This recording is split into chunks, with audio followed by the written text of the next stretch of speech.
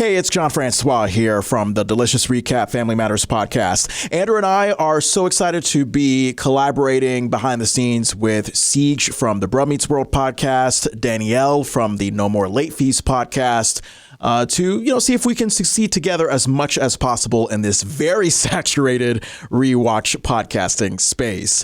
And part of what we're doing on the way to success is asking you to fill out listener surveys. Now, you may notice in the show notes of this episode, a Family Matters Rewatch Pod listener survey. We would love it if you would take a second out of your gracious time to fill out that listener survey. Your feedback matters. It can help dictate the pace, the direction, the content, the style, everything that Andrew and I will do with this podcast going forward. Whether you love us, whether you hate us, either way, if you've given us a chance in some form or another, please take a second, fill out that listener survey. You'll see it in the show notes / episode description of this episode you're listening to right now.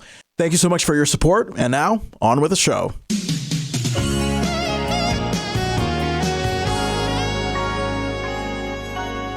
So I got to give a shout out to @NostalgicThemeSongs on Instagram.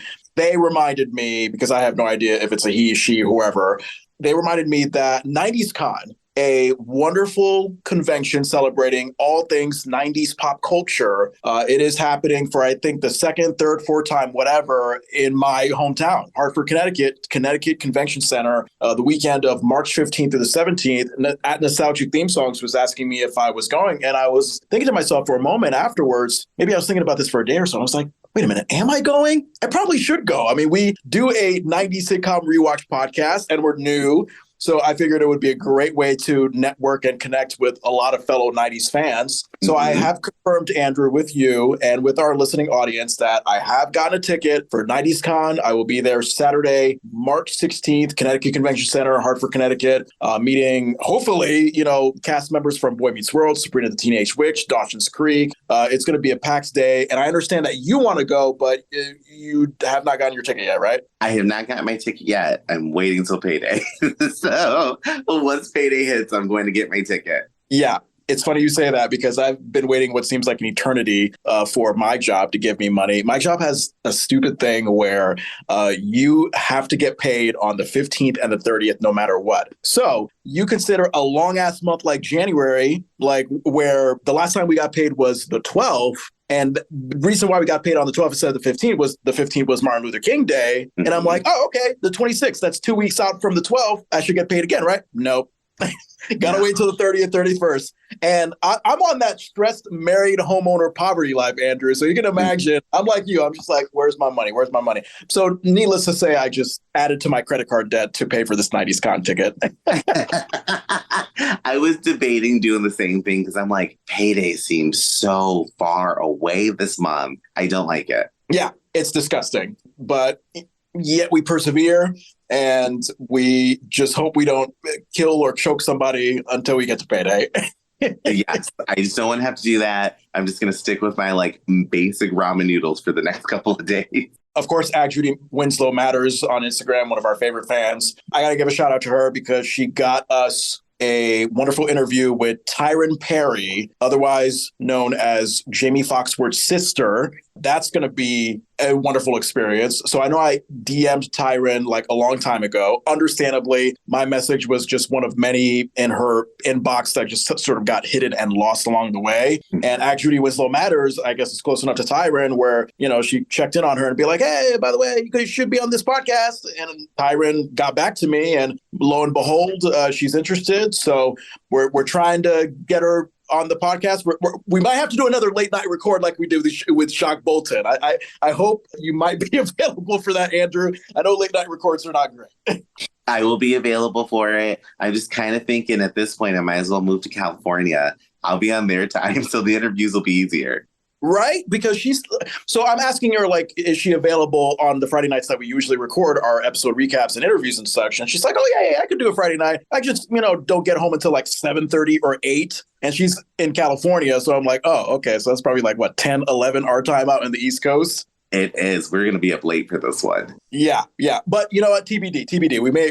She also has some Sunday afternoon availability. So we'll figure it out off the air and we'll make sure it happens. Got it. We will make it happen. It will happen. Atoy Aliens on YouTube. Got to give a shout out once again. Another one of our dedicated fans. Atoy Aliens is loving your Judy Winslow cheerleading. This person literally said, "I stan Andrew." Now, this is one of those hip lingo things that the kids use that I don't know like what it means. Stan? Like, what does stan mean?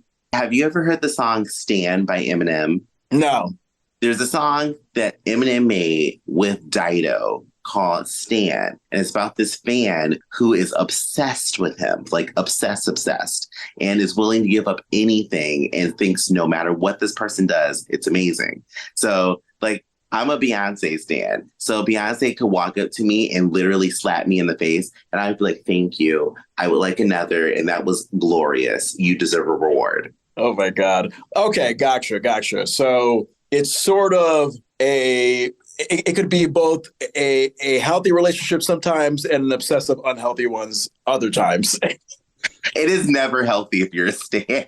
I don't mean it in a bad way saying it, but I mean, look at the Beehive and look at, the Barb's, Nicki Minaj's fans. As soon as somebody says something, they pound. So I'm like, being a stan, a little scary. Back in college, not going to lie, I thought was a harmless joke about Beyonce to a passionate Beehive fan. They literally blocked me. They blocked me, even though like we're taking the same classes, we're in the same dorm. They blocked me as if I said, "Oh, I'm going to kill your mother." Like that's how passionate some Beehive fans are. Yeah, that's what it is. That is what it is. And you just got to be careful. I appreciate you for standing for me, but I just love Judy and I'm standing for her. Yeah. So I'm glad that the Judy Winslow standing is celebrated amongst you and at Toy Aliens. And I'm glad that you're one of the Beehive fans that are not that cray-cray about Beyonce, that you would consider ruining our friendship. Oh, I'm crazy. I am a part of the Beehive and I will attack. No, I won't. I don't have the energy. I don't have the energy. Oh, my God. And speaking of all things social media, so you and I, we were talking about this over text. There were some Instagram commenters who actually had to be blocked because they were not being civil to each other in our thread in response to the Rich Correll interview post that we put up. Listen to that interview, by the way, if you haven't. And look, I mean, I am all for people being passionate about family matters. That's how we can gain an audience. But if it gets to the point where it's name calling, where it just gets really personal, like, "Oh, why are you so bitter, you dickhead? Urkel sucks." It's like, let's tone it down. Let's realize we're just talking about a show. Let's be nice. Yes, it is a TV show. It is a TV show. It is a TV show. Like, it's a TV show, y'all. I don't ever encourage bullying, name calling, getting upset at people because it's a TV show that happened over 30-something years ago. Like, we really got to calm down. There are bigger things to argue about, like people who get pineapple on pizza. Well, I happen to be that person that loves pineapple on pizza. So,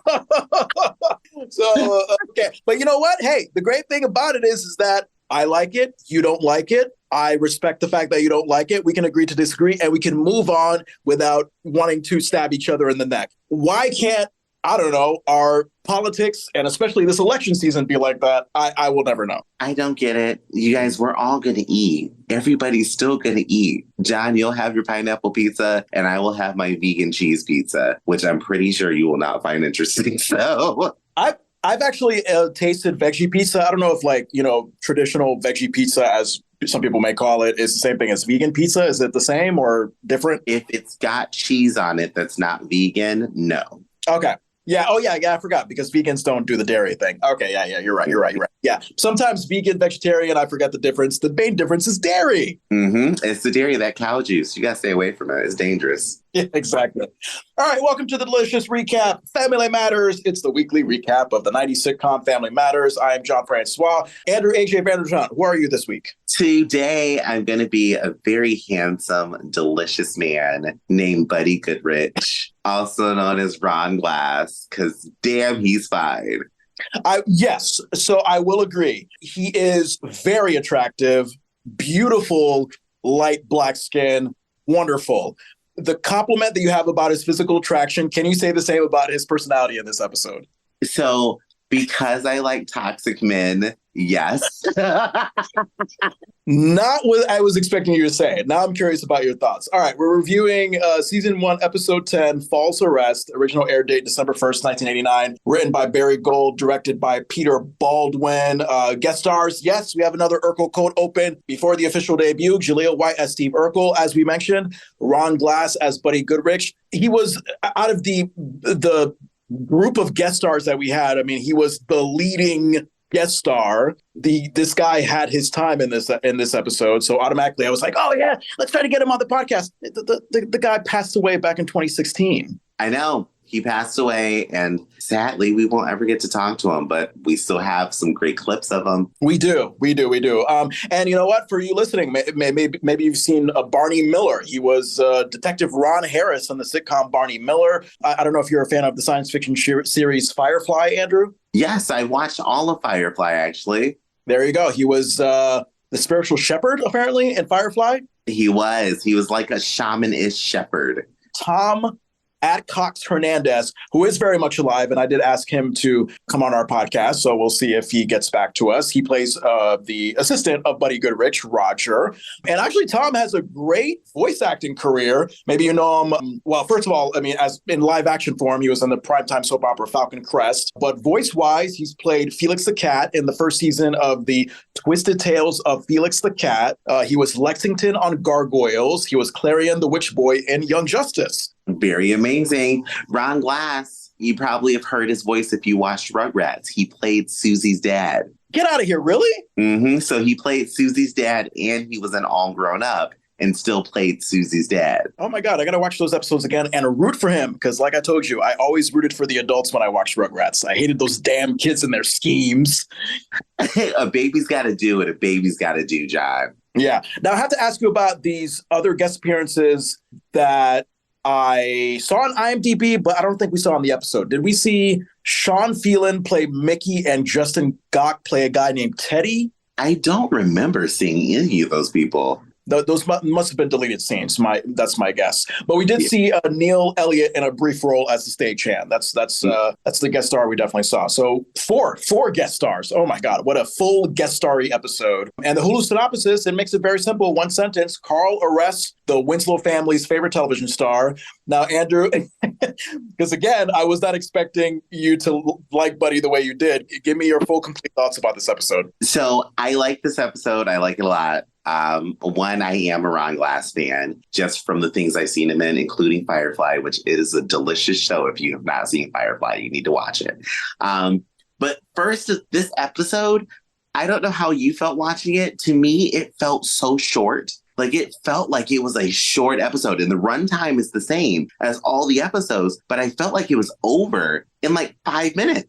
And maybe it's because there weren't many scene changes. Maybe the dialogue is longer in each scene, and it just felt like it was boom, boom, boom, boom, over. I did find it very ironic that we have a situation about somebody debating an arrest and implicating police brutality as something happening. And then later on, in later seasons, we get this same scenario, but it plays out completely differently. And one of the characters who comments on this police brutality is Eddie, who is the person who deals with police brutality later on in the show. I have no idea what future episode you're talking about. Is that like, how later is that? What season is that? I know that's got to be like season 7 or 8. It's Damn. like it's late into it because Eddie is fully grown when this happens, or maybe it's like season 6. But I know it's later in the series after Laura's a lot older, Judy's gone, Rachel's gone, Mama Winslow's gone. But it's a good episode. I cannot wait till we get to it in the year 2045. Oh, God. All right. So my thoughts. After having a few episodes where he was quite unlikable, I love Carl. Carl was fan-fucking-tastic in this episode. He is the morally sound human and cop that or at least I want him to be. So I love Carl. And I felt like this episode had a really strong commentary about celebrity privilege. You know what I mean? Like celebrity privilege, celebrity worship. In terms of the privilege part, I mean, obviously, we have some celebrities that may think they're above anything, above law and order. In terms of celebrity worship, yeah, I mean, average Joes like myself, like you, I mean, take maybe Beyonce. Like, you tell me if I'm wrong, but there might be times where you have, sort of the shades and see that Beyonce is just this perfect human being and she can do no wrong, but really, like, she's a flawed human like the rest of us. So I think there's a lot of great commentary about celebrity privilege and worship and the consequences of that. I found it very interesting that the way Buddy Goodrich is dealing with Carl while he's on police officer duty, it just had this like, whoa, this is not how you would expect a Black man to deal with a police officer. If, in fact, the Black man was very self-conscious about how easily they could get in trouble. But I don't know. Maybe it could have been Carl's race that made Buddy more easy to treat Carl the way he did. I don't know. But do you know what I'm saying? Do you get any of that? I get exactly what you're saying. When I first watched this episode, I thought about it in the context of, okay, there's this Black man who's behaving this way to a Black officer. So the first thing that came in my head, I was like, there must not be a single Black writer on the staff who wrote this episode, because that would never have come from somebody who was Black. But then the other side that I thought of it, think about police brutality situations that have recently happened. We've had ones where it's a Black person being attacked by white officers, and then we've had situations where it's a Black person being attacked by Black officers. And some of the commentary that I would see when it was the Black officers attacking a Black person, they're like, I don't understand why Black people are so mad. It's a Black cop doing it. It's not a racial thing. And it still has to do with how we behave and how we're treated by the people who are in power, including law enforcement, but also as citizens, how we behave. So I was thinking like, okay, maybe they wrote it this way because they're like, oh, Carl's a Black cop and he's just being disrespectful to a Black cop, which infuriated me even more because I'm like, wait, so if Carl was a white cop, this would have played out completely differently. But I was just delving into the madness of it. But I agree with what you're saying, and I'm just going the longer route saying it, but this was a weird interaction that I would never have expected. And that's why it leads me to believe there was not a Black person in the writer's room for this episode. Oh, yeah. I mean, now I think with this episode that we're recapping right now, this is going to be coming out after our Susan Merson interview. And let's reference back to Susan. I mean, Susan made it clear that it was a predominantly white writing staff for this otherwise predominantly Black casted sitcom. So that, yeah, you're right. I mean, the oddly brutal interaction between Buddy and Carl, it seems like something that naive white people might write.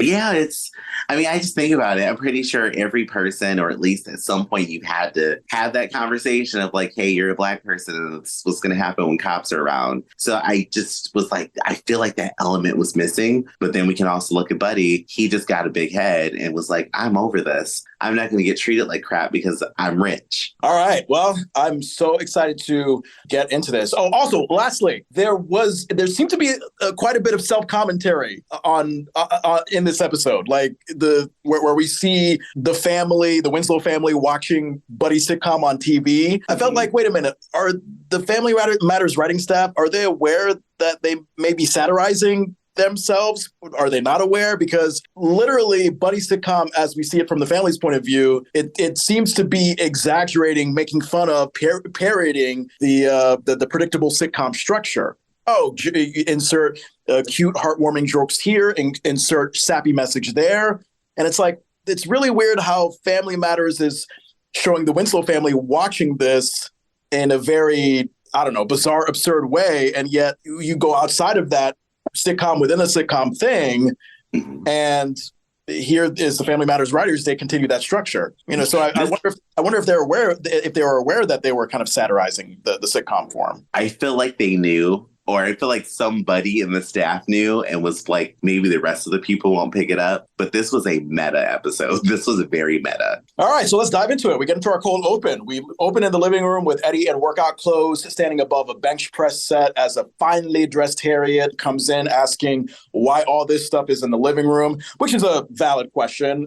I don't know about you, Andrew. I think something like a bench press set belongs in the basement, not in the living room. Yes, I would immediately be upset. Like, why is this in my living room right now? Also, Harriet, I feel like this is the second time I'm seeing her sport a mint chocolate chip Girl Scout cookie color. And she's, sporting this color in long church dress form. Where was she coming from? Church? She had to be coming from church, something. Because the way she's dressed, she's too fancy to just be at home. Yeah, and to dress like that fancy for that brief cold open appearance, it's like, did we need all that for this cold open?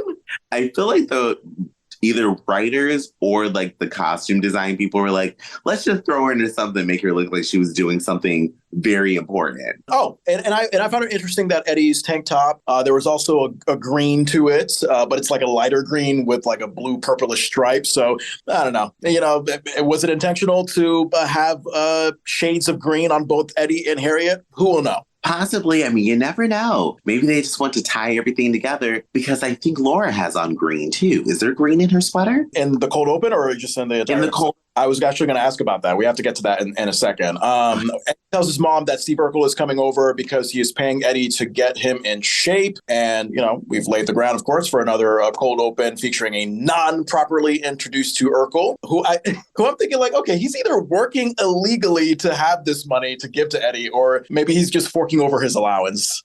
Possibly. But his parents couldn't pay their water bill, so I don't think he gets an allowance. Herb and Diane have trouble paying the water bill like Carl, too. What?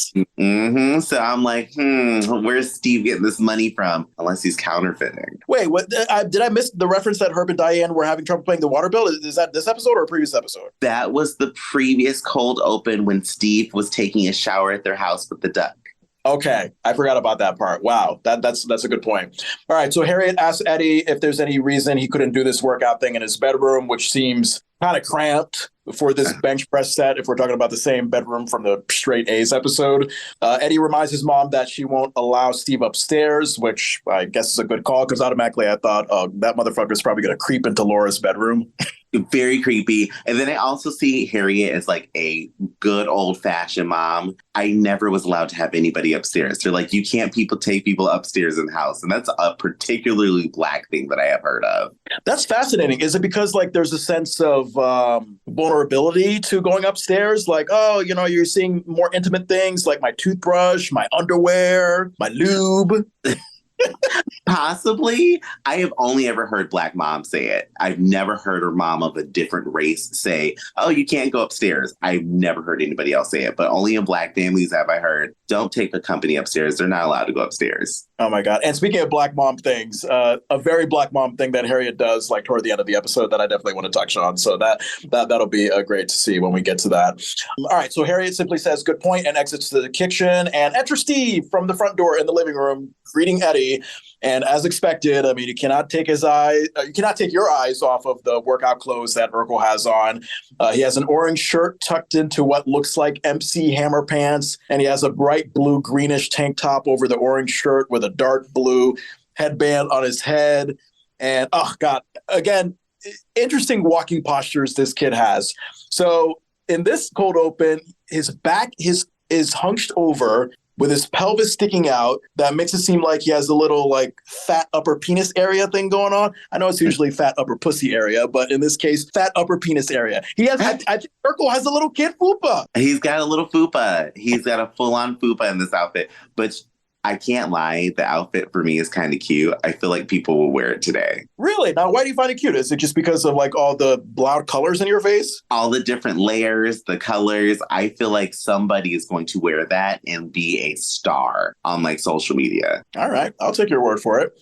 Steve appreciates Eddie taking the time to pump him up, and he does his best muscle show off pose. Eddie tells Steve, no sweat, buddy, as he loudly pats him on the back, which understandably startles Steve. I don't know about you. I heard that pat from Eddie and I was like, whoa, okay, that could definitely kill a little boy.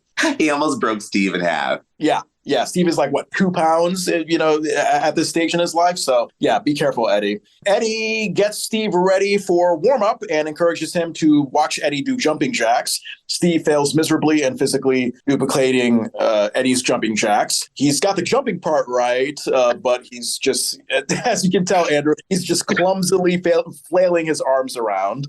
I screamed. I was laughing. I started crying at him doing these jumping jacks. I just could not stop laughing. I rewatched that cold open 12 times because it made me laugh so much. Did you? Yeah, because there was a part of me that was watching that and I was thinking, like, really? Like that? I mean, I know Urkel can be clumsy, but I think a part of me thought it was a bit of a stretch that he couldn't do something as simple as jumping jacks. There is something about them. Maybe because that's how I feel, how I look when I do jumping jacks. It was just relatable. I was like, I get it. I feel foolish when I do jumping jacks, and he is exactly how I feel I look. Because the jump was just, it's like he was jumping at a diagonal, but couldn't bring his hands together. And I just lost it. I cried, John, laughing, crying. It's fucked up aerobics with Steve Urkel. So Eddie stops when he realizes Steve is doing it all wrong and tells him that's enough because he doesn't want Steve to hurt himself. Steve is enthusiastically oblivious and tells Eddie this is great, and he feels a pump coming on, which, I mean, again, with this pump thing, I mean, it could be taken another way today, but I guess back then in 1989, yeah, like pump you up, like the Arnold Schwarzenegger, Hans and Franz SNL vibe. We're just going to go with that. They're just pumping iron. That's what they're doing. They're getting their pump on. That really does sound bad. Yeah, there's really no way you could say pump nowadays without it sounding like the most masturbatory thing ever. It's really... It sounds like something that would be on OnlyFans, where I'm just like, okay. Pumpin' Steve for $55 a month. Steve flexes one of his arm muscles and braggingly asks Eddie if he notices the difference while making the best exaggeratingly cocky facial expression. Eddie physically examines Steve's skinny, childlike arm muscle and non-honestly tells him his muscle is scary. Eddie then recommends to Steve that they move on to bench pressing, which doesn't make sense to me. I mean, this is another dumb Eddie moment. Like, Eddie, if this kid can't do proper jumping jacks, what makes you think he's going to do a bench press set well? I think Eddie knew. Eddie was hoping for a laugh. That's what happened. Because there's no way you could have thought Urkel would do or know what a bench press is. Now, if Eddie was doing it intentionally to fuck up Urkel, do you think it would have ruined the cold open if we saw that, like, oh, like Eddie's like hee in the background and like, oh, surprise, April Fools? Like, would that have ruined the moment? If that was that, because I would have felt like Eddie was being a bully. It would have ruined the moment. Okay, got it. Steve obliges and proceeds to lay down on the bench press bed in a totally wrong way. His face is where his feet should be and vice versa, and he's laying on his stomach. Eddie tells Steve to lay the other way, which is definitely not the specific instructions this poor kid needs. I think you need to be more specific, Eddie. He needed to. I'm like, he's just going to tell him to go the other way. I thought Urkel was going to lay down on his stomach again, the other direction. Yeah, I would have done that if I was Urkel and did not know what a bench press meant. As Steve lays in the right position, Eddie, as his spotter, instructs him to grip the bar and do 3 sets of 5. And the irony, once again here, that the scene is making Steve out to look dumb, but I feel like Eddie is looking even dumber, thinking that Steve is going to understand any of this. What the hell is 3 sets of 5? I know how to do jumping jacks. I don't know what 3 sets of 5 mean. Anytime I would see something in workouts, like do 3 sets of this, I'm like, what is a set and why is there another number? I wouldn't know what that was. Yeah, whatever. But those workout meatheads and their lingo, you gotta just give it to them that way. It's a whole different language they've got. It's secretly to keep us out of the gym. Steve lifts the bench press with Eddie spotting, and it seems to be going okay for a few pumps. Steve remarks how easy this is. The phone rings, and Eddie continues to live up to his dumb Eddiness by telling Steve he'll be right back to answer the phone. Like, as the spotter to a kid who cannot even do jumping jacks, it's definitely a great idea to leave him unsupervised with that bench press. Wonderful, Eddie. But yeah, you're saying you're creating the argument that Eddie's doing this intentionally. Possibly. I'm only saying possibly because I don't think Eddie is that dumb where he would look at him like, okay, this kid can't even do a jumping jack, so I'm going to intentionally leave him behind without knowing that this is going to end badly. And of course, the moment Eddie lets go of his spotting duty, Steve is struggling to lift the bench press, and he very audibly calls out to Eddie for help, but Eddie, for some reason, acts like he's just in a different state entirely instead of just the kitchen next door, and he ignores Steve's cries for help. Enter Laura from the living room front door. All right, let's go back to what she's wearing. This has to be the exact same Jamaican bobsledding Cool Runnings Cosby-ish sweater from that other cold open when Steve dropped the newspapers in front of her. Am I correct? It is. It's the same sweater. It's the exact same one. And there's green in this one. I feel like there has to be, but I'm seeing more black and red in my mind. I think the little guy in the center is like green, the thread that they used to make for him. I think it's green, and I'm just trying to remember right now because I know one sleeve is blue, one is red, and the center is yellow. Might be. We have to go back to it, but yeah, she's recycling this sweater, and Harriet is recycling an outfit later on in the episode. Mm-hmm. So get that. A confused Laura looks at Steve and asks what he's doing instead of being the smart person she claims to be. I'm thinking, like, what does it look like he's doing, Laura? Like, he needs help. Get that bench press off of him now. Yes, she has no concern about this bar just on his chest. She's like, what are you doing? Yeah, it's like, this annoying nerd who likes me, but I don't like him back, and I want to get him away from me. Maybe I should kill him right now. They were all going to be accomplices to the murder oracle. That was about to happen. Yeah, this early before he was officially introduced. How terrible would that have been? That would have been a twist for the ages. We get all these cold openings with these kids, but he dies right before he premieres in the episode, and then he comes back. A struggling Steve tries to keep his cool and tells Laura he's sculpting his body for her. And Laura asks how much weight Steve has there while easily lifting up the bench press from his chest. Laura says that's a pretty good weight and just leaves Steve by his weak lonesome and exits up the stairs. Oh, Steve, like, is this how you want the love of your life treating you? She treats him so horribly. She even raises the bar up and drops it down. Like, I'm like, Laura, really? Steve, does Myra do that to you? I don't think Myra treats Steve this way. No, Myra wanted to just shower him with love. And I can't wait to get to those episodes much later on in the year 2132.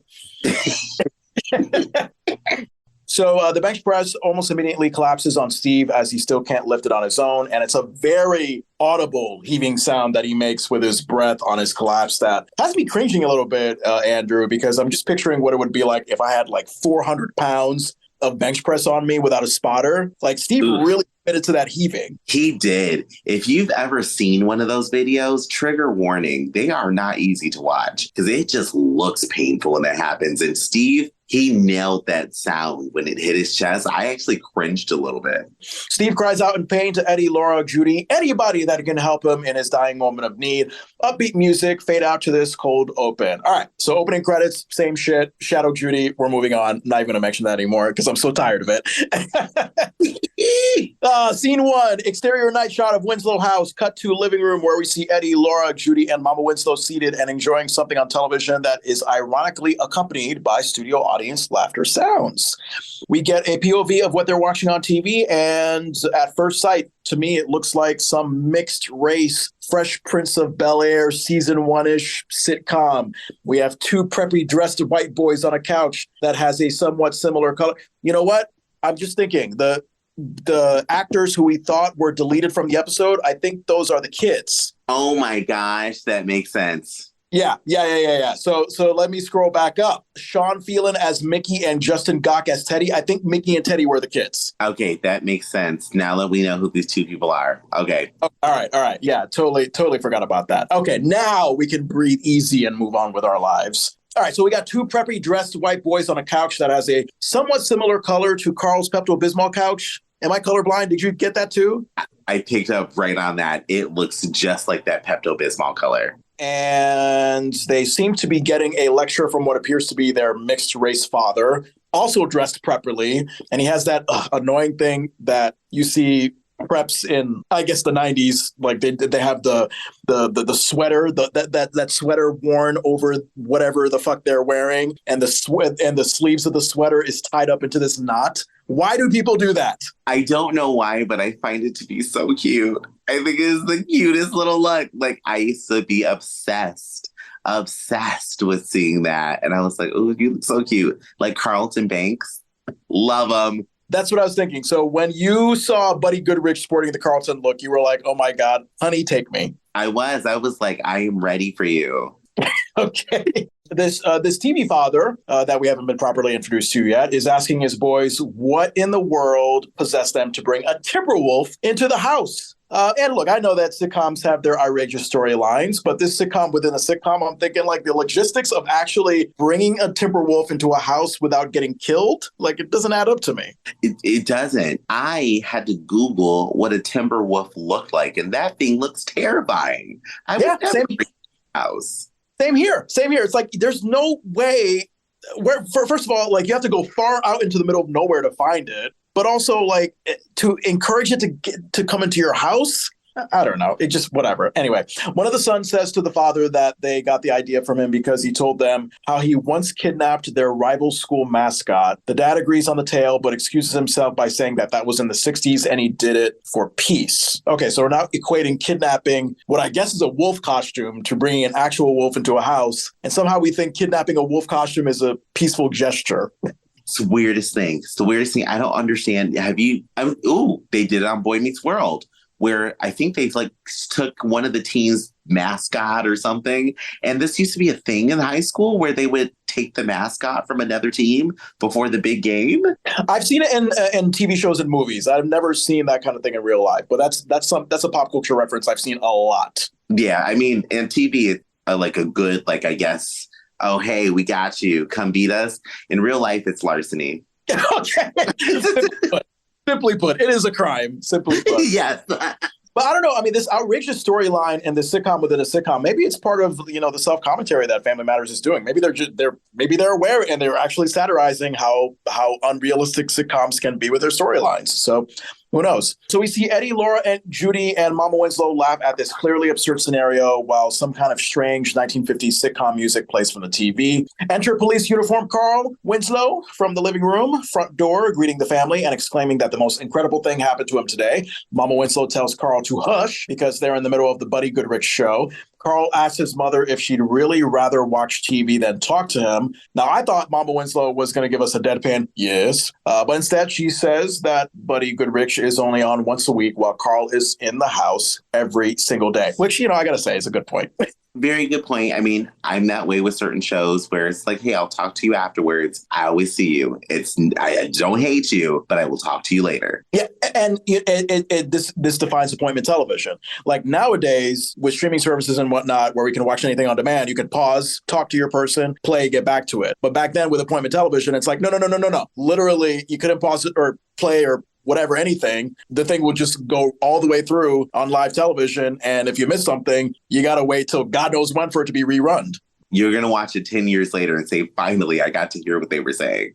Yeah. Carl cannot believe what he's hearing and says to Mama he just thought she'd like to hear about his day. The family clearly continues to ignore Carl and laughs at the show on TV. And, oh, God, did you see this really weird edit? So there's a really weird edit that happens where we suddenly cut to a close-up of Mama Winslow looking unhappy and telling Carl that she missed a big joke on the show because of his talking. Because literally the last shot before that, the whole family, including Mama Winslow, they were like, ah, ah. And then we just cut to Mama Winslow just suddenly having a frowny face, like, oh, you made me miss a big joke, Carl. Like, no, you didn't miss a big joke. Yes, it happened twice, where it's really that clunky cutaway. The first is when she's like, oh, you made me miss the big joke. The next one is coming up that I noticed. Carl cannot believe that the top TV show is about a rich black man who adopts two white orphans, which automatically I think that's like the opposite version of Different Strokes. Remember Different Strokes? I do remember Different Strokes. And I was thinking immediately, I'm like, this is giving me Different Strokes vibes, but in reverse. Yeah, exactly. Because it's like I think the white man was also rich as well in that show. Mm-hmm. And he had two black kids, and which one of them, of course, notably, what you talk about, Willis, Gary Coleman. So mm-hmm. Eddie has a goofy, slightly flabbergasted smile and admits he didn't know the white kids were adopted. And now it makes sense to him. And you know what? For a second there, I was kind of as dumb as Eddie. I was like, wait a minute. It might be possible for these kids to be biologically related to the black dad because of how very light-skinned he is. Maybe that's but then I remember, like, no, I think even the most light-skinned Black man, even if he's with a very white woman, the kids are still going to look mixed. Yeah, the kids are still going to have that look of being mixed. And I laughed. I thought that was a hilarious joke when Eddie was like, now I get it. Because I was sitting there, I was like, he doesn't get that these white kids are not that man's children. Oh, dumb, oblivious, adorable Eddie. Carl rolls his eyes as he seems to be entering a closet in the living room. That was weird, by the way. Did you notice that? I was wondering, as Carl entered that closet in the living room and then it cut away to the kitchen, I was wondering, wait a minute, is Carl going to go from that living room closet to suddenly the kitchen? Vis-a-vis Mama Winslow bathroom upstairs, downstairs style? I was confused, and that closet fascinated me for a second. So I'm like, we've never seen this door open, so why is he going inside of here? I guess to disrobe. Maybe he's going to take off all of his police uniform, get naked in that closet, come back out, and then maybe just go upstairs to get his casual clothes. Who knows? That would be hilarious. Or there could just be that could just be a weird closet shower. Who knows? You know what? It could be a closet shower. He could have all kinds of things in there. We just don't know. So we go to the kitchen where Harriet is standing by the countertop with a kitchen rag and Rachel seated by said countertop holding baby Richie and baby talking to this poor guy as if she's going to try to force him to say another word. Rachel's such a pusher. She's a baby talking pusher. Yeah, Richie is just not having his mom's nonsense as she baby talk encourages him to show her the look that's going to drive the girls crazy. Maybe I was thinking too much of this. I was like, man, this baby not even a year old yet, and we're already getting him just ready for girls. And of course, in true 1989 fashion, we're assuming that he's already straight. Yep, we're already assuming what he is and how he's going to behave. I've never felt that comfortable when people are like, oh, my child's going to get all the girls. I'm like, can your child just be a child right now? Yeah. Let your child figure out who they are as they go along. They got plenty of years. Tons. Let them play with Play-Doh right now. Exactly. Let them play with Play-Doh, and then they'll play with Paul or Gina later on when they're old enough. I love that Paul is giving me red Play-Doh and he eats it. Yeah, Play-Doh has never been used in a more kinky fashion.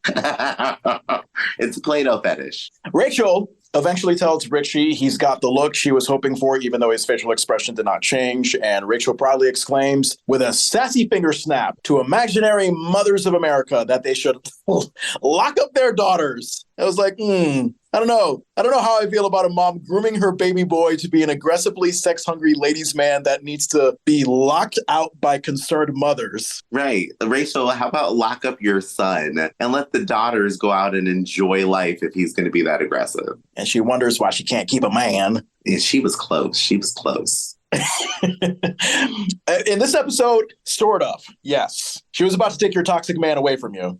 She was going to try, but I would have slashed her tires or Tanya Harding her. She would have been fine. You would have taken your toxic man back with an equally toxic gesture. Because two toxics equal a positive. I can see that. Carl enters the kitchen through the swinging door, greeting Harriet and Rachel. Harriet asks Carl how his day was, and he exclaims, "It was unbelievable." Rachel is oddly very fascinated, as if the concept of people having eventful days is foreign. Do you remember that moment? Yeah, she was like, ha. And I'm like, where's this energy coming from, Rachel? She's just very off today. She's trying to get baby Richie to be a playa, and then she's oddly fascinated about Carl's day, as if the concept of how was your day has never been asked before. What's going on? Rachel had a glass of wine before they started taping.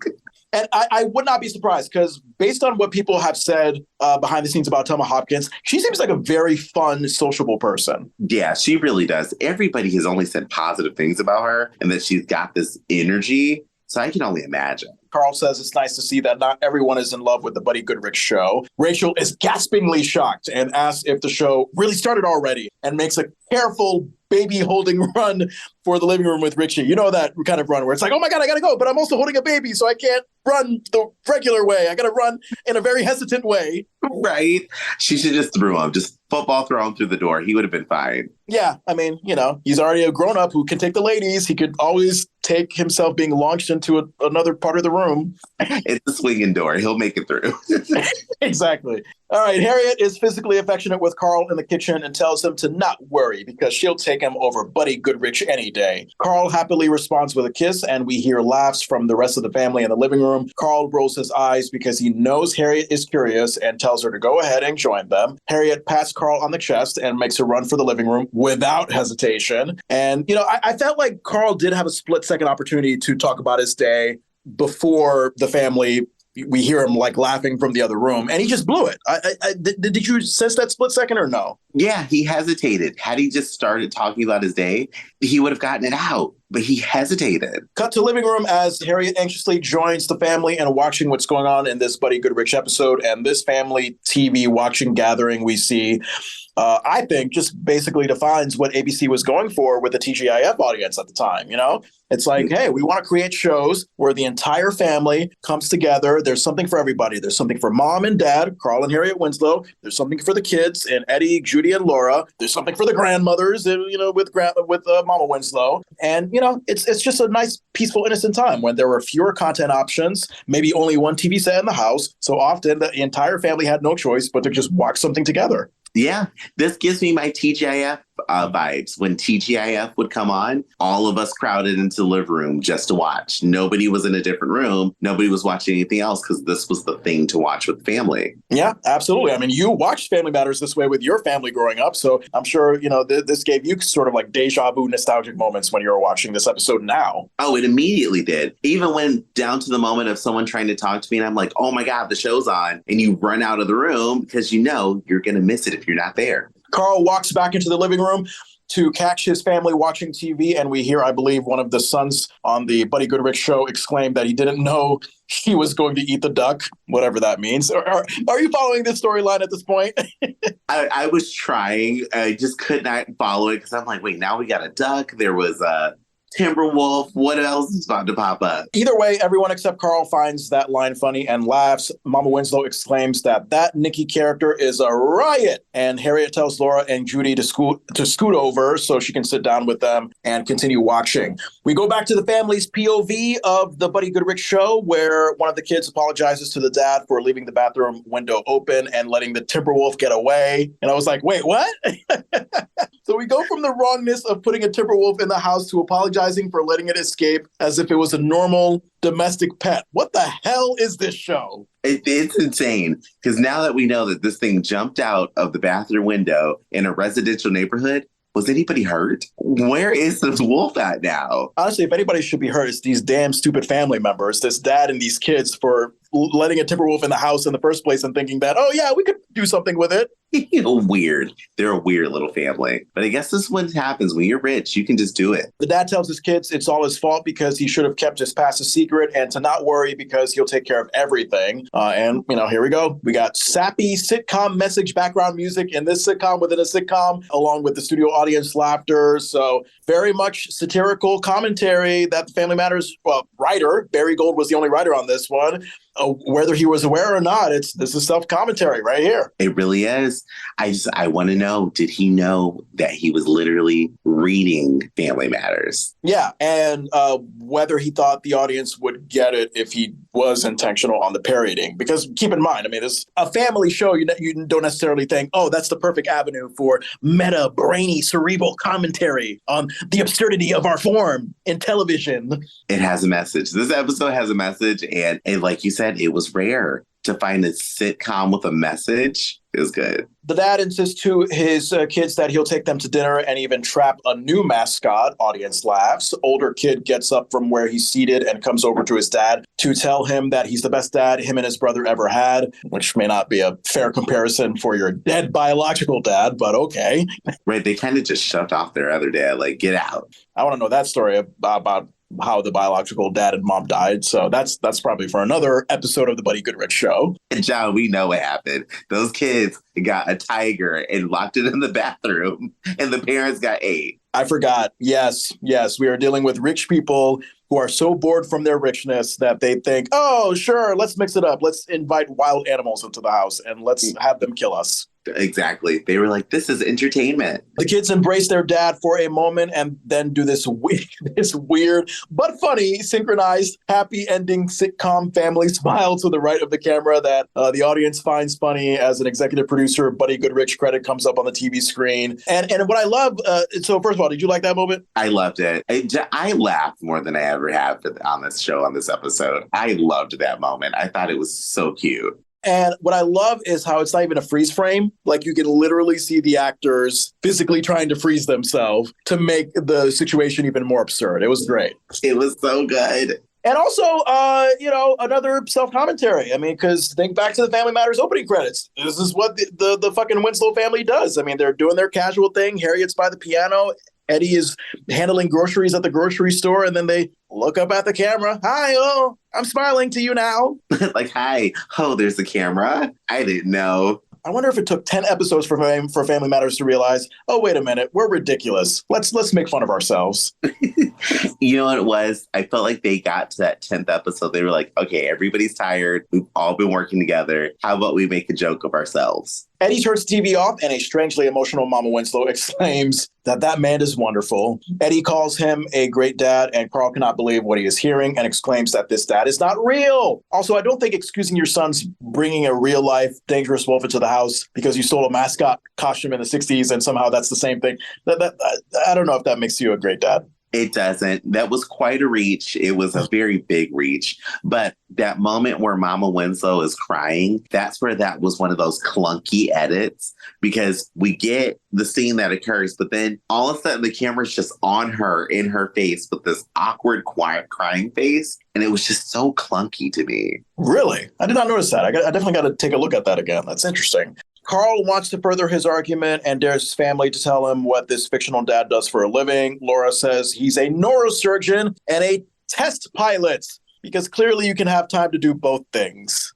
He's got all the time in the world. He's Buddy Goodrich. Right.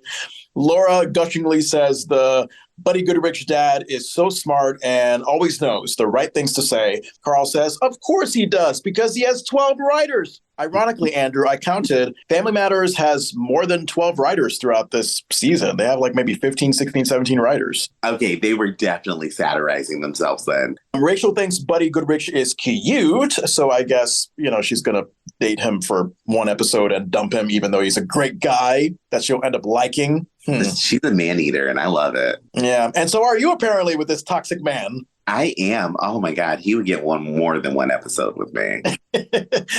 Mama Winslow finds Buddy Goodrich sexy, and the studio audience weirdly gives a woo after that. I was like, wait, what? Mama Winslow is not like physically making out with Buddy right in this moment. Why are we giving a woo? Like as if they're teenagers making out. I had to understand that myself because I'm like, are they saying woo because Mama Winslow has a sexual appetite? Like, are they wooing for that? That might be it. It's like, oh, grandma's got a hot vagina. That's weird. I thought it was old and crapped out. So I don't know. I mean, audience, the studio audience, I think this is not the first time that they've had like oddly placed reactions in this episode. So I think we'll find more as we go on. Eddie walks around the center stage couch as if he's giving some stump speech and says that they just don't watch the show for the laughs because there's also a lesson every week. Again, self-commentary. That's Family Matters. Family Matters to a T. I'm still trying to figure out what the lesson was from this, but it's Family Matters to the T. The lesson is bringing a timber wolf into a house is an understanding accident. I forgive you. It can happen to anybody. Literally. If you are making at least $500,000 and over, it can happen to anybody. Carl is not convinced and asks what was tonight's lesson. Eddie says that Buddy showed them that when kids mess up, parents should think back and see how it's really their fault, which is the most teenager thing I've ever heard. Like, for example, like, oh, Dad, it's your fault that I decided to drive your car without permission because you didn't teach me how to drive and you gave birth to me in the first place. Like, that's a very teenagery thing. It is, but the argument can stand. You should have never bought the car. If you didn't want somebody to drive it, you should have never bought it. So you're with Eddie on this one?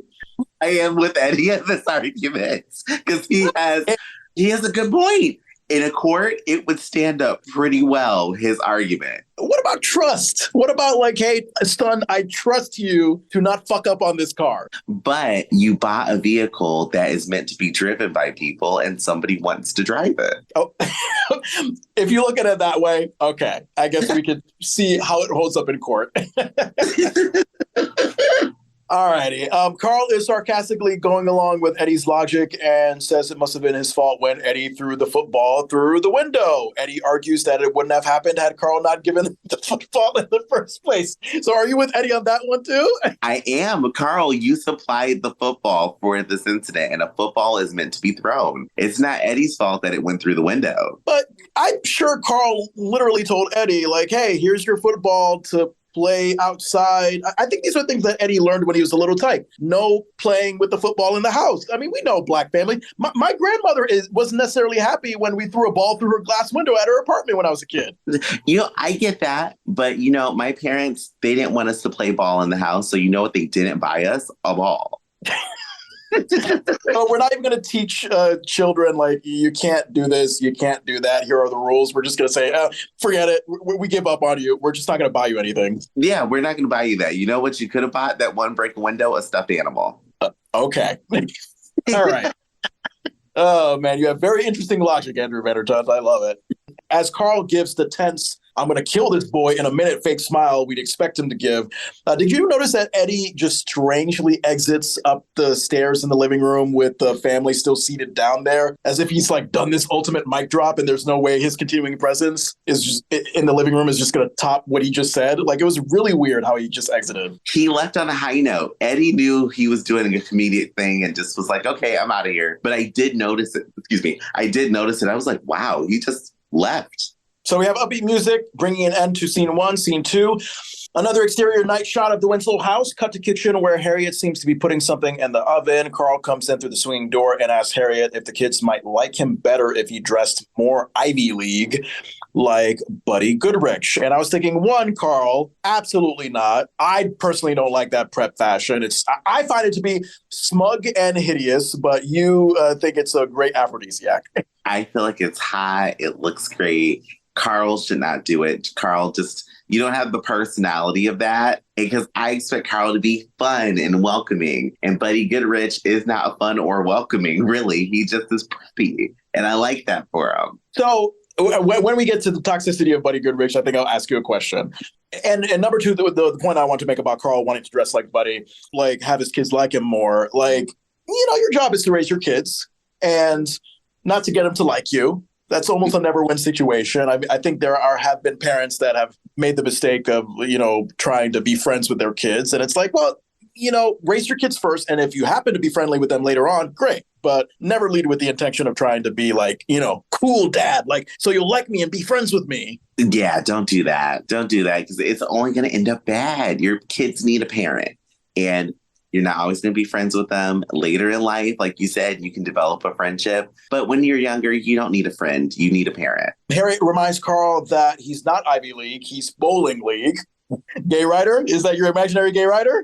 That's my imaginary gay writer, because that was a good comeback. But not to worry, because everyone, including the kids, knows he's a great father, according to Harriet. Carl thanks Harriet for the compliment, and in comes Mama Winslow exclaiming that she believes... Mama Winslow exclaims that she believes that she'll have her a shot of mineral oil and hit the sack. And I'm like, wow, we're just bringing back that constipation issue from the pilot episode? Yes. And I gagged as soon as she said mineral oil. I can't imagine taking that. And I wanted to confirm that I was right on the whole mineral oil thing. And yes, Google did confirm mineral oil is both a lubricant and a laxative. I wonder how it compares with a shot of olive oil. What do you think? Wait, why would you drink olive oil? Is olive oil laxative? Yeah. So olive oil, you drink a spoon of olive oil, that your poop will go right through. I didn't know that. Yeah. Oh my gosh. I would probably be able to tolerate the olive oil more, because I'm just thinking of mineral oil and it doesn't look or smell like it would be appetizing. I don't think I've ever looked or smelled at mineral oil, so I have to do that to get what you're talking about. But I'm also concerned about Mama Winslow taking this before bed, because automatically I think like, oh shit, well, like what if she has to runs in the middle of the night? We don't want that. I mean, she's got her own shower now. she's gonna have her runs in the shower. She's not gonna use the toilet. She might make it to the toilet, but if she doesn't, she can at least clean herself up in privacy. God, can you imagine that she had so much runs that the toilet was just like, fuck it, I'm done. And then she just goes to the shower to finish up. That would be awful. That would be terrible. Terrible. Harriet offers to get the mineral oil, and then Mother Winslow asks Carl if he got seats for the Buddy Goodrich one-man show. And I don't know. I mean, I'm getting too technical with this, but I'm like, one-man show? Like, that seems very different from his family sitcom. Like, here's this guy interacting with his kids, and it's a whole communal family haha thing. And, trying to put that energy into a Broadway stage as a one-man show, that'll be interesting for Buddy. It would be. The only thing, and this was, two things that popped up in my head. One, whenever I hear Only Man Show, I think of the vagina monologues, just because it's probably one of the ones that just stuck out of my head that I've seen. But then the other side of it, I'm like, he can't be up there just telling family-friendly jokes unless he's Bill Cosby, because that's what Bill Cosby did. Yeah. And vagina monologues, that association makes sense because I've seen a production of the vagina monologues, and it's basically a big group of one-woman shows put together into a big show. So each woman having their own separate monologue, and then it's like, oh, we're going to put that all together into a production. Mm-hmm. Carl tells his mama he's been too busy to get tickets. Mama asks what he's been busy with. Carl sarcastically says nothing much, just robberies, high-speed chases, shootouts. Mama Winslow, without hesitation, asks Carl what about his lunch hour for getting the tickets. Carl concedes to his mama's lack of care for his job and agrees to pick up the tickets tomorrow. Harriet insists to Carl to pick some decent seats this time. Mama Winslow agrees because when he took them to see the Gladys Knight show, they sat so far back that they couldn't even see the Pips. Now, I'm going to defend Carl on this one because this is an ungrateful ass family. All right. Like, one, the tickets could have been free. Two, if they were not free, I mean, we all know how expensive theatrical productions, concerts, what have you can be. So, sometimes you got to go the cheap route, especially if you're maybe Carl was buying for the entire family. So you just shut up and be thankful for what you have. I agree with you. I agree that Carl is not in the wrong here. Mama Winslow is sounding very ungrateful because if they took the whole family, minus baby Richie, because he probably wouldn't have been at Diana Ross and Pips, that's at least 8 people you're paying for. Yeah, Gladys Knight and the Pips. You said Diana Ross. Diana Ross and the Supremes, Gladys Knight and the Pips. Yes, oh my gosh. I don't know why I was thinking Diana Ross. But you know what? Diana Ross probably got bored with the Supremes. I would love to see her with the Pips. I think they're all still alive. Let's have that show happen. I would like that. Give us a versus battle. And then we'll have Gladys Knight and the Supremes. Let's mix it up. Oh, I would like that a lot, actually. We get the upbeat music treatment again. Fade to next scene, scene 3. Exterior day shot of a classic theater marquee with One Night Only, Buddy Goodrich. And the Buddy Goodrich one-man show, as if we need to be repeated as to what we're seeing. Like, we get it. Buddy Goodrich, one-man show. You can just say it once. So that's written all over the marquee. And then for some reason, did you catch the name of this overall theater? Like Phister. Is that pronounced Fister? That's what I think it is. It's supposed to be Fister Theater, which, okay, fisting. But I was like, that's an interesting name. Literally, I had that old joke in my head. Fister? I don't even know her. That was perfect. All right, so we cut to the interior where we see police uniform Carl walking through a backstage area, and we see a casually dressed man walk by, and he's carrying a tennis racket and a stuffed light orange bunny for some reason. So we'll find out that this is the stagehand. As the man puts these unrelated random items away in a closet, Carl seeks to get his attention by mentioning he was stopping by the box office and happened to notice a black convertible parked in a handicapped spot. Carl asks, whose car is that? And the stagehand casually says, it's Buddy Goodrich's car. Ah, yes. The classic entitled celebrity who thinks they can do anything they want trope. Ooh. They're very entitled. Now, I have to ask, did you notice this man, the stagehand, who had the racket and the stuffed animal, that he looked surprised that Carl saw him with them? Like he was doing something with those two items, and I still don't understand what was happening there. I did not notice that moment. My only guess is that he was trying to make the most of what he had because, I mean, you could argue that stagehand role didn't really need to be there. Like he was just like in and out in a millisecond. So Yeah, that's my guess. He probably was, putting something extra into the role that maybe didn't need to be there. He was getting freaky with that stuffed animal. It looked like he was using the racket to like pat it on the butt, and he got caught by Carl and then was like, oh, let me throw these in a closet. It's a weird scene. Go back and watch it. Anybody who watches it, go back and watch it, because I was watching it and it looked like I felt like he got caught masturbating. That is what his reaction gave. And I was like, what is going on here? Hey, the life of a stagehand seems like a boring job, so you got to do what you got to do to get stimulated. Very true. Stuffed animals and rackets. They call him stagehands for a reason. I mean, he's got quite the hand. Carl is amazed that this car actually belongs to the Buddy Goodrich, but he's pressed for time and tells the man to pass a message on to Buddy to move his car. The man gives Carl kind of a dickish grin, puts his hands up and says he's on a break, but points Carl to the direction of Buddy's dressing room as he exits between the stage curtains. Now, I mean, we're setting Buddy up as this kind of like pompous, intimidating celebrity. I kind of don't blame the stagehand for not helping out Carl, because I think if I was in that stagehand's position, I'd do the same thing. Like, I'm not losing my job. Yeah, I could agree with him. And he probably knows that Buddy is a dick, so he was like, I'm not going to go talk to this man. Carl feels the need to wipe his already clean police uniform down as he walks toward Buddy's dressing room door to, get ready to introduce himself to the Buddy Goodrich. Carl knocks on the door and out comes a rhombus sweater vested white man with a slightly frizzled hair thing going on that looks like it used to be a buzz cut. I don't know what was going, but it looked like a bad white man hair day. It was a very bad hair day for this man, and he was behaving very strangely too. He was. And I guess when you work for Buddy Goodrich and you are succumbed to his toxicity, it makes your behavior very suspectable. I can see that. He's trying not to get put back in the doghouse. And also, again, with the rhombuses, I guess we have to have a rule on Family Matters that if you're going to wear sweaters with a shape, it has to be a rhombus. You have to have it. The rhombus is very slimming. Apparently.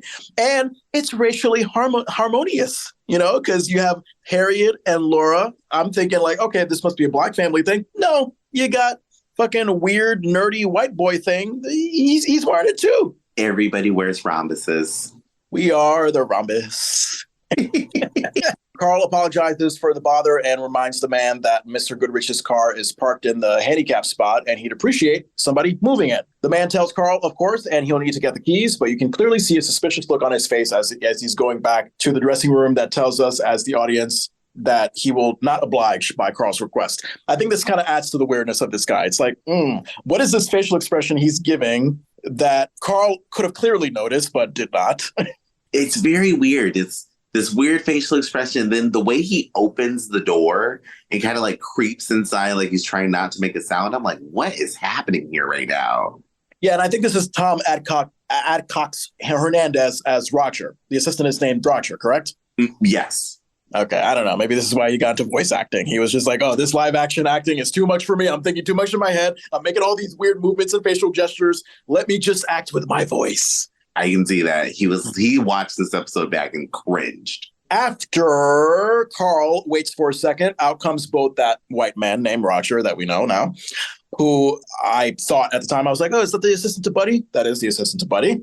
And then we have Buddy Goodrich himself in a full, cocky, formal Bobby Brown fashion attire. Did you get like Bobby Brown in either a music video or going out at night to a club in 1989? I got going out to a club in 1989, and I liked this look on him. I thought it was cute. The glasses worked. Everything worked. So, yeah, let's describe that. So he's got sunglasses. The black suit has all these weird white squiggly lines on it, which now you look at it and it's like, what the hell is up with these white squiggly lines? But it seems to make sense for 1989. Like, you look at the fashion and music videos, it seemed like, oh, yeah, we were doing all this random shit. Yes, all these random colors and then the squiggly lines. I kept looking at it. I was like, are those words? And then they weren't words. They were just lines. I'm like, what is this design right now? And then we have a black button down that Buddy's wearing underneath where the top button is covered by some hypnotic looking diamond encrusted thing. Did you catch that on the top button? What the fuck is that? I don't know. I thought it maybe was like a brooch because I was like, what is just this shiny piece in the center of his throat? I thought a brooch was the muffins that Rachel made in the last episode. Well, that's the bread. That's brioche. Okay. Approach something. I was like, what is that thing? Okay. You had me hungry for a second. God damn you, Andrew. I was like, broche. I could use some broche right now in my mouth. I mean, it is delicious. The broche or the brioche? I would take a good brooch, but the brioche I would eat too. I mean, if you can find vegan brioche, because vegan butter is delicious. Okay. I'll take your word for that. Buddy greets Carl with a celebrity dismissive, "Hey, Jack," as if it's still the 70s. Unless, can you confirm for me that people were saying "Hey, Jack" in 1989? I don't think so.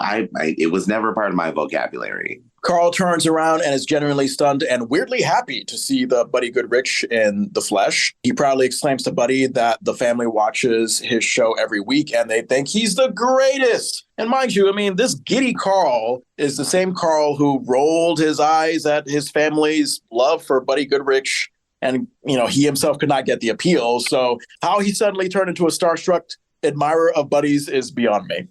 Me too. I thought his reaction was so weird after everything that happened in the other scene. But then maybe I was thinking he might think this is his way to get the family to think he's the best dad in the world. But you know what? Then again, I feel like this kind of this kind of interaction, take, I don't know, someone like Tom Hanks. Everybody loves Tom Hanks, but say there's that rare person that doesn't like Tom Hanks. I hate Tom Hanks's guts. Meh, meh, meh, meh, meh. And then you see Tom Hanks at the airport and it's just holy shit. That's fucking Tom Hanks. He's in the movie screen. All of a sudden, you forget about your personal feelings and you're just what? That's a fucking celebrity. What the fuck? I could get that. Immediately, you're whoa, I have to touch this person. Buddy maintains his cocky celebrity bravado and says, I know. I'm Buddy Goodrich. I'm the hot shit. Carl exclaims to Buddy that he's much taller on TV, which is maybe not something you want to say to a TV star in person, I feel like. I feel like that's the equivalent of oh, you're much fatter in person than on the camera. I agree with that. I was hoping he would have been oh, the camera adds 6 feet or something to you. As Buddy seems to be signing something, maybe autographs or contractual work, he says the height discrepancy is because he's always standing next to those little runt orphans on the show. I had to remind myself what the hell runt meant. And it's defined as an animal that is smaller than average, especially the smallest in a litter. Did you know that? I didn't know that. I only thought of the candy, to be honest with you. Runt candy. I thought of the same thing. I was ooh, runts. Now, side note on runts, the candy, I was the only one in my family that liked the bananas. Did you ever like the bananas? No. No. I did not like them. The cherry was my favorite. I don't know. There's just something about the bananas because they just stood out. You know what I mean? Everything else just seemed to all blend in together. But then it's why do we have a banana flavored candy? And I think because I was so fascinated by its uniqueness, that's what led me to love the banana runts. I mean, that could be it. That could be it. It was unique. They always sold them individually if you wanted them individually. So you would get more candy than other people. So I can see that. Did they really do that with banana runts? So that's because people like them. I'm not crazy then. Yeah, people like them. People like banana flavored candy. It's almost like we're going to go back to pineapples on pizza. A lot of people like it and a lot of people don't like it. It was the same thing with the runts. Okay, so it's kind of how now they have the red and pink Starbursts into one package because that's, a lot of people's favorite Starbursts. Yeah, it was their favorite flavors. You can't find an apple Starburst anywhere, and that was the most delicious Starburst I think existed. I never even knew that existed. I got to look into that. Carl laughed as if Buddy was making a joke and asked him if he could get an autograph for the kids after he moves his car. Buddy defiantly says that nobody moves the car. It stays where it is and asks Carl if he's got that while looking downwards at him through his sunglasses and then proceeds to call him Officer Chubbo. Audience, I felt, was appropriately stunned by that. I felt like it was a very low blow. What did you think? Because I know you're very attracted to this man.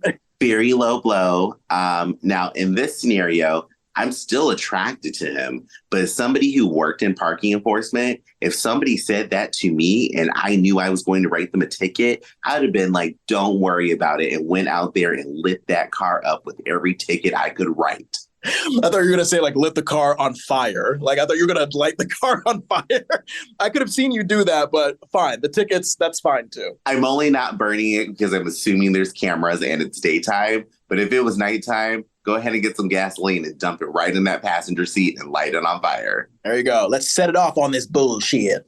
Uh, so Carl looks confused and then laughs, thinking Buddy is joking again. He calls him one funny guy and playfully adds that is Sergeant Chubbo to him. But Carl reminds Buddy that he's serious about the car being moved. And here goes short-tempered, entitled celebrity Buddy losing his patience and sarcastically saying this is the thanks he gets for doing a charity gig. He hands his assistant, Roger, whatever he was signing back to him roughly and says he doesn't need this treatment. Carl appropriately giving a what the fuck is going on facial expression. I'd be taken aback as well. Me too. Rightfully so. Immediately, I'd be like, okay, this isn't cool and I have no idea what your deal is, but go move your car. We get a wide shot of both Carl and Buddy as Buddy takes off his sunglasses to give a dramatic "woe is me" speech. Here he goes. And I feel like he was also giving us a taste of what's to come with his one-man show when he's doing this little monologue here. Buddy drives home the point that he is a big star as Carl looks at him like, really, dude, you're not that big of a deal. I don't think he is, but, Andrew, you have your opinion. I do. He is incredibly attractive. I will let him take me out on an expensive dinner date. You could park in a handicap space when you take me to dinner. But as soon as that parking enforcement comes to get you, I'm on their side. I like that. Andrew Vandertunt, always on the side of the law. When convenient. Yes, when convenient when it comes to parking. I have issues with parking. Carl ultimately says that opinion is fine and to just have the assistant move the car. Buddy exclaims to Carl that he doesn't get it because that handicap space is right by the stage door. So when he's done with the show, he can get out of this dump as soon as possible. And I don't think Buddy deserves his success based on commentary like this. He doesn't. I do understand wanting to leave a place immediately after you're finished, but you don't have to be rude about it. You don't have to park in the handicap space. I'm pretty sure there's other nearby traditional parking spaces there. Right. You're a star on a set of a show. I'm pretty sure somebody could trolley you to your car if you had to park far away. Oh, God. When Buddy follows it up with capiche, and then he pinches Carl on the cheek very condescendingly. If I was Carl, I'd have some sort of nervous, uncomfortable sweat because I don't like conflict. But you drive me to a point and it's like, oh, I think something's about to happen. I think I'm about to punch you right now. Yeah. If you touch my face the way he touched Carl's face, I'm punching you. Police brutality wouldn't even describe what I would have done to you. Yeah. I think this is the moment where it hits home to me. It's like, here's the rare black man who has really gotten a break from the police because he clearly thinks he can just pinch a police officer's cheek like that and just get away with it. Yeah, you pinched him and then slapped his face. No black man in the history of what I know is still alive that has done that today to a police officer. Carl cannot believe what just happened, turns around and insists to Mr. Goodrich that if he doesn't move his car, he'll get a ticket and the car will be towed away. Buddy asks Carl he's going to do what? And Carl stands his ground, telling Buddy he heard him clearly. You go, Carl. Also, Carl is very patient. He's very, very patient. He gives Buddy a lot of chances in this moment. He really does. I feel like Carl talked too much. Carl talked way too much in this situation. He should just walk right out there and say, okay, tow this car. Let's get it gone. Yeah, and I think maybe Carl giving him too many chances, I think that was a sort of slight nervousness on the part of Carl. He totally wasn't expecting this at all and is just trying to figure out okay, all right, let's try to ease. Let's try to ease. He's probably thinking hey, this is a big time celebrity. This is going to have a lot of consequences if I just automatically do something to him. So let's figure it out. Mm-hmm. Usually there are some police officers where you even say a bad, filthy word to them, just one word, and they'll just get on you with handcuffs and beat you with a stick or whatever. But Carl may be the only police officer who just calmly talks, gives you as many chances verbally as possible before finally feeling like he has to take action. Yeah, Carl is one of the nicest police officers I think I've ever seen in existence. And that's a trait. It's a beneficial trait. De-escalation should be a thing that is taught to every police officer in this world. But I couldn't do it. Not that. As soon as he touched me, there was no more niceness. I would have just been I'm just going to follow procedure, get you your ticket, and that car's gone. Buddy tells Carl he doesn't seem to understand because the car is not being moved and a ticket will not be given. And Buddy really pushes his luck. He taps Carl on the chest, and as he says, am I getting through? We hear the audience give an oh shit kind of response. And Carl, understandably, is starting to run out of chances for Buddy as he tells him he really ought to not shove a police officer. Buddy really steps out of line here and tells Carl that what he did was just tapping and proceeds to physically demonstrate to Carl what shoving actually is. I'm beyond the point where Carl is definitely in the okay to give handcuffs on this guy. And, it's a very uncomfortable exchange to watch. Carl simply tells Buddy in a very stern, serious tone that he shoved him again, giving him another chance to redeem himself that he clearly doesn't deserve. Buddy says he kind of enjoyed it and proceeds to shove Carl again. Carl is kind of funny when he tries to put on a more authoritative, I can't even say that word, authoritative tone. Did you sense that moment where it's like, okay, I'm telling you again for the last time now? I did sense it. I kind of felt like it was like Santa trying to tell somebody to calm down. It just still felt so friendly at the same time. Ho, ho, ho. I'm going to handcuff you in a second now. That was Carl. All right, so Carl tells Buddy he's not going to repeat himself further. Buddy goes even further and says, you don't like that? Then you're going to hate this. And then Buddy does something that I don't even think anybody would do to a police officer if they had any sense in them. He attempts to fucking punch Carl. Yeah. Luckily, Carl ducks in time and grabs Buddy by the arms to proclaim he's under arrest for assaulting a police officer and recites the usual rights he has. The audience audibly shocked at this moment, and rightfully so. A verbal altercation, one would say, with a police officer is more than enough to get to a point where you think, oh, I'm just going to get into a fist fight with a police officer. Okay, you're going to get what's coming to you. Yeah, at that point, if I were to see that, I'm like, oh, he didn't want to go home. He did not want to go home. That is why he made these choices. Celebrity privilege. Look how far it gets you. Mm-hmm. Oh, my God. So Buddy still keeps talking that talk and tells Carl that arresting him is really dumb and he is a first-class idiot. Carl may be an idiot in past episodes, but not an idiot in this one. Quite a smart man. Very smart. Carl handled this very well. Carl asks Buddy how he is so dumb when Buddy is the one wearing the cuffs. And then as Carl reminds Buddy his right to an attorney, we get this odd mixture of what sounds like generic canned audience applause and music to let us know this scene has ended. Did you detect that as well? I did. It was so clunky when it came in. I'm like, this doesn't sound like the same audience sound that we were hearing when the audience was actually reacting to things. Yeah, throughout this episode, I think there's like 5 or 6 different audiences and the responses were just kind of lumped in together into one superfusion audience. Ooh. And at the end of the scene, my consensus, I'm like, wow, Buddy has either had it lucky with police officers in general or just thinks he can fuck around with Carl because he's a black guy. It's just the motives of this man I had so many questions in my head. I had tons too, where I was looking, I was like, okay, you're not that rich that you've forgotten what happens to people like us who do any of this towards a police officer. So it was very interesting to see. Buddy did not really do well in this scene. It's the next scene where he redeems himself for me. We go to scene 4, an exterior day shot of the Winslow house and the transitioning music into this scene.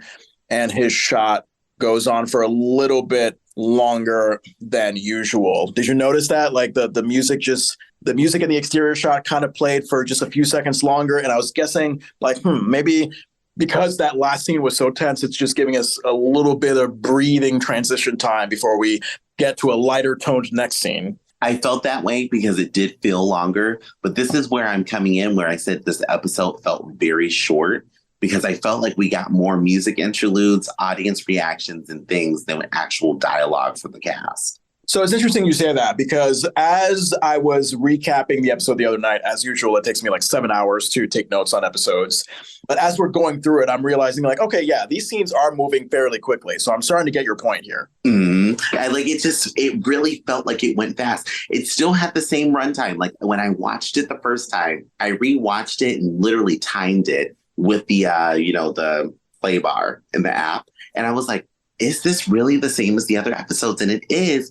But it felt sped up more than usual. We cut to the living room in scene 4 where the entire family, with the exception of Carl, is oddly glued to what I think was like, was it the weather being reported on the local news when the announcer was talking? Yeah, it started with the weather and the news.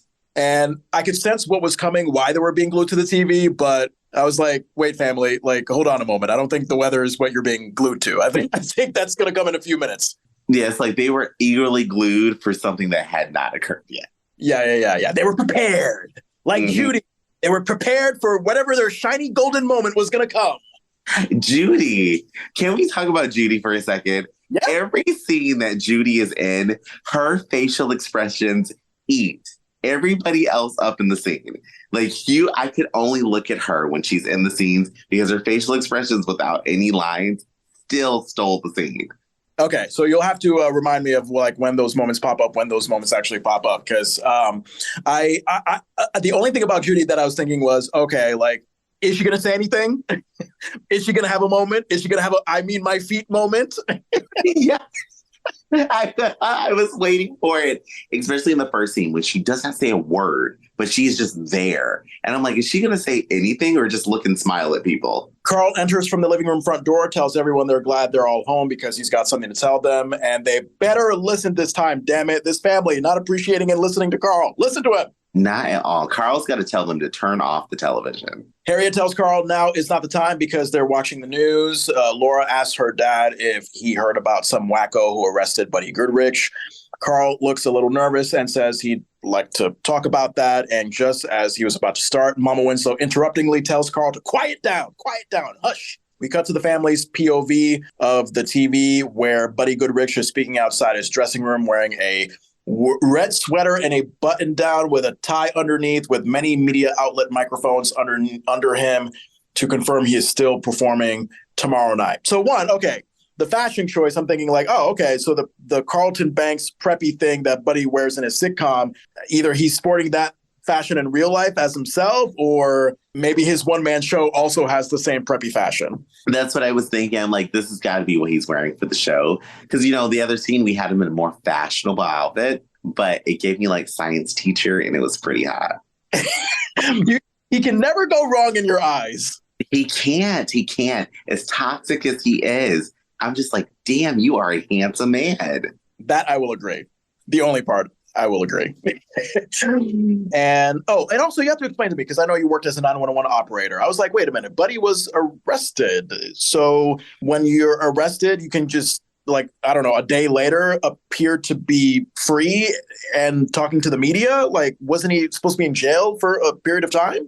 He probably got bailed out as soon as he got locked up, if they gave him bail. Or if it's like nowadays, which, I mean, some things probably still were relatable, you can get arrested and the police officer will still be doing the paperwork for your arrest when they release you from the jail. Okay. So when you say bailed out, like Buddy with his money and his connections, that's an easy feat for him. So yeah, good point. Buddy says after the way he was recently roughed up, he may need to bring a stuntman next time. And then he gives the most insincere fake celebrity laugh. But going back to how you're so dreamy about him, Andrew, I was like, oh, fake laugh, but man, he has great bass in his voice. Great bass. His teeth are amazing. Like, I was like, oh, okay, you can just take me home. I know you did something terrible, but let's go. Yeah, and he has that like salt and pepper, sexy middle-aged black man kind of look to him. Mm-hmm. Pencil thin mustache and all. Mm-hmm. He's got that look where I'm like, okay, it's probably good. It's probably good. Let's go. It's going down tonight, Goodrich. Yeah, but your last night of freedom, we're doing it. By the way, funny that he's a rich guy with the last name of Goodrich. Yeah, which I feel like ties into his cocky ego. Yeah, he's not good, but he's rich. Mm-hmm. So we see Mama Winslow genuinely charmed by the fact that Buddy can still laugh at a time like this, while Judy is affectionately holding onto her arm and giving a little laugh. And I was like, Judy, is there going to be more? Will you have anything to say? Or will we just get a nice, I'm going to hold Mama Winslow's arm? Is this where you saw Judy give a weird facial expression? That was one of the facial expressions she made when she laughed. And then she just like held Grandma's arm a little tighter. I was like, she's eating this scene. This is so cute. So for the listener, is there a way to describe what that facial expression is? I mean, it's like the most sincere grin that a child can give you. Like, when like, let's say you got a little kid and they're just happy about whatever, like playing an imaginary game and you just see them just smiling and happy. That's the look like she has. It's the most carefree but happy expression you can see. And if we ever have Jamie on the podcast, we've got to ask, did the writers tell you to keep yourself busy and try to look cute in these moments where you're not saying anything? Or were you just so fucking bored that you decided to just make up shit? I want to know if she was bored. Like, I hope she was just like, I'm just going to make up my own thing and the camera's still going to love me. Yeah. And honestly, as a kid, because she was pretty young during that time, if she had that improv sensibility, go for her. Smart. Oh, yeah. I feel like that was what she was doing because like with the fishbowl scene in the other episode we were talking about, I feel like that was something that she did that she knew they could not edit out. Carl tries to explain to his family again how he knows what happened to Buddy, but Harriet interrupts to insist that the family would rather hear the story from someone who was there. Cut back to family's POV of the TV where Buddy claims he does not know why this yet-to-be-identified officer attacked him, but his assistant, Roger, will clarify that it was totally unprovoked. Buddy goes on to say that he doesn't blame the city or the police department, but there is one person he will hold responsible. Someone Buddy calls a bad apple. Automatically, I was like, wait, this seems like eerie foreshadowing to me. Because if you think about it, Andrew, you know, in the past few years, with all the conversation about police, systemic racism, blah, blah, blah, I feel like all I've heard in terms of phraseology was bad apples. Like, oh, you know, the cops are pretty good. And then there just so happens to be a few bad apples. A few bad apples shouldn't define the entire cop force. Like, you know what I mean? Like, it's just, I've heard bad apples a lot since maybe 2020. Yes, we've heard it a lot. We've seen it a lot. I hate the term bad apples passionately. I hate it because that does not adequately describe what's actually happening. And if we're going to try to equate food to it, let's say it's a bad clam, because in a bunch of clams, if there's one bad clam, it's all bad. And we have to realize that. That's a good point. I didn't even think about that. Buddy goes on to stress this one rogue cop, and he finally calls him out by name. Officer Carl Winslow. Cut to the family, all turning their heads to Carl at the same time in a sort of disappointed, speechless disbelief. Carl gives a nervous, frightening smile, which I find funny. Reggie, of course, talented as always with his comic expressions. Harriet asks Carl, shockingly, if it was really him. Rachel, in disbelief, asks Carl if he really arrested Buddy Goodrich. Carl stumbles a little and says, well, and then starts to own it and says, yeah. And you know how this scene ends, right? Yes. I remember this moment because it was literally last night when I was noting this episode. I remember pausing before this moment happened to take notes. And then the moment I hit play and Mama Winslow did this, I laughed the fuck out loud because it's like, okay, this has to be a catchphrase here. So Mama Winslow followed it up with a way to go, Carl. Like, way to go, Carl. And I feel like we're trying to test for a catchphrase here. It's a shame that Mama Winslow ultimately doesn't end up staying throughout the 9-season series because, come on now, when you have moments like that, how can you not make her another kind of version of Urkel? Right. Perfect moment. That was so flawless how she delivered it. I was like, this is the best way to end a scene. Yeah, and that's what I was going to say. Not only did we get another way to go, Carl, they end the scene with that because that is the way to end a scene. You cannot top it when you have a way to go, Carl. Mm-hmm. Nobody needs to say anything else. That was done flawlessly. I laughed too. I was laughing when that scene happened. I was like, this is the best. Yeah, like they have to know that this was a thing that they've written before and that they're trying to make into a thing. So that was phenomenal. All right. We cut to scene 5, exterior day shot of some... okay, did you catch this exterior moment? So we get a day shot of some random house in the neighborhood, and then the camera gradually zooms to the Winslow house. Now, the camera guy could have been just doing this as some kind of fancy effects, but I thought, wouldn't it be funny if this guy mistakenly thought that other house was the Winslow house, and then he was just like, oh shit, no, this is the Winslow house.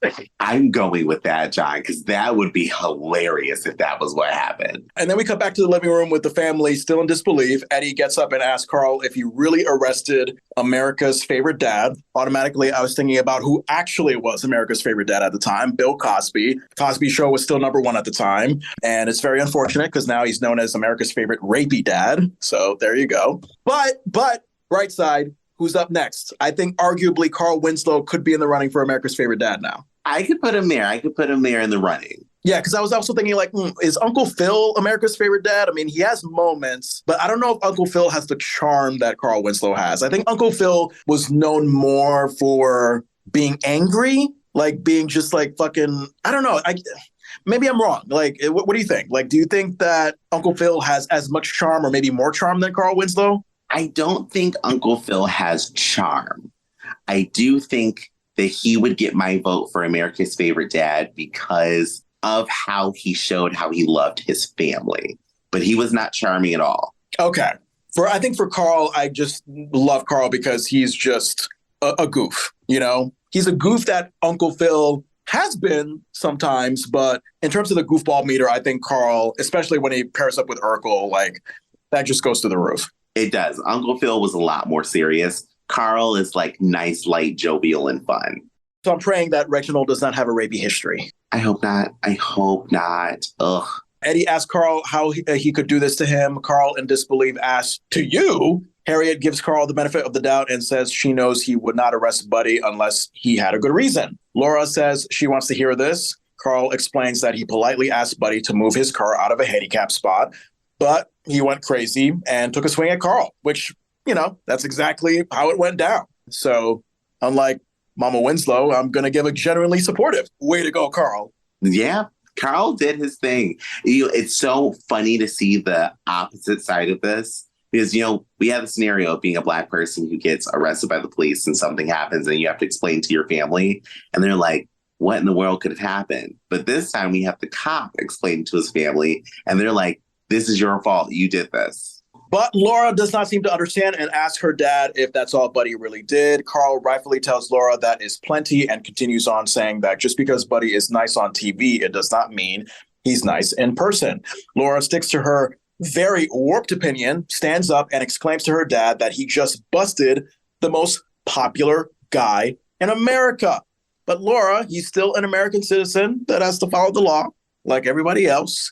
And I called Laura honey at this moment when I was talking down to her. I was like, honey, this is how things work. Even celebrities are regular people that have to follow the rules. Like I was reminded of my wife, Tony, because like, I don't know, maybe you're like this too.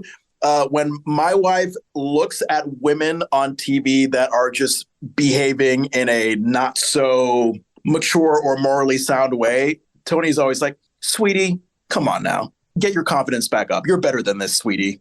Like, have sweetie moments? Oh, I totally do. I will call somebody sweetheart. And if I call you sweetheart, I'm literally calling you a bitch. I'm like, you are so stupid. Like, what are you doing? Can you imagine that? Really? Sweetheart, you are dumb. Yes, that's exactly how I'll say it to people. Like, sweetheart, are you sure that this is what you want to do? Like, you are so dumb. Yeah. I could imagine that. Like, sweetheart, I'm about to put some hands up because you a bitch. Like that. That was what was going through my head. It just didn't make sense. Just know when I call somebody sweetheart, I was like, oh, sweetheart, you stepped on my shoe. I'm saying, you bitch, you stepped on me. Apologize. I am like Carl Winslow in that moment. I'm going to give you a chance. And that's it. Well, are you though? Because Carl Winslow gives like 4,000 chances. I think for you, reasonably enough, what, you're going to give maybe like 2 before you throw hands up? 1.5. Okay.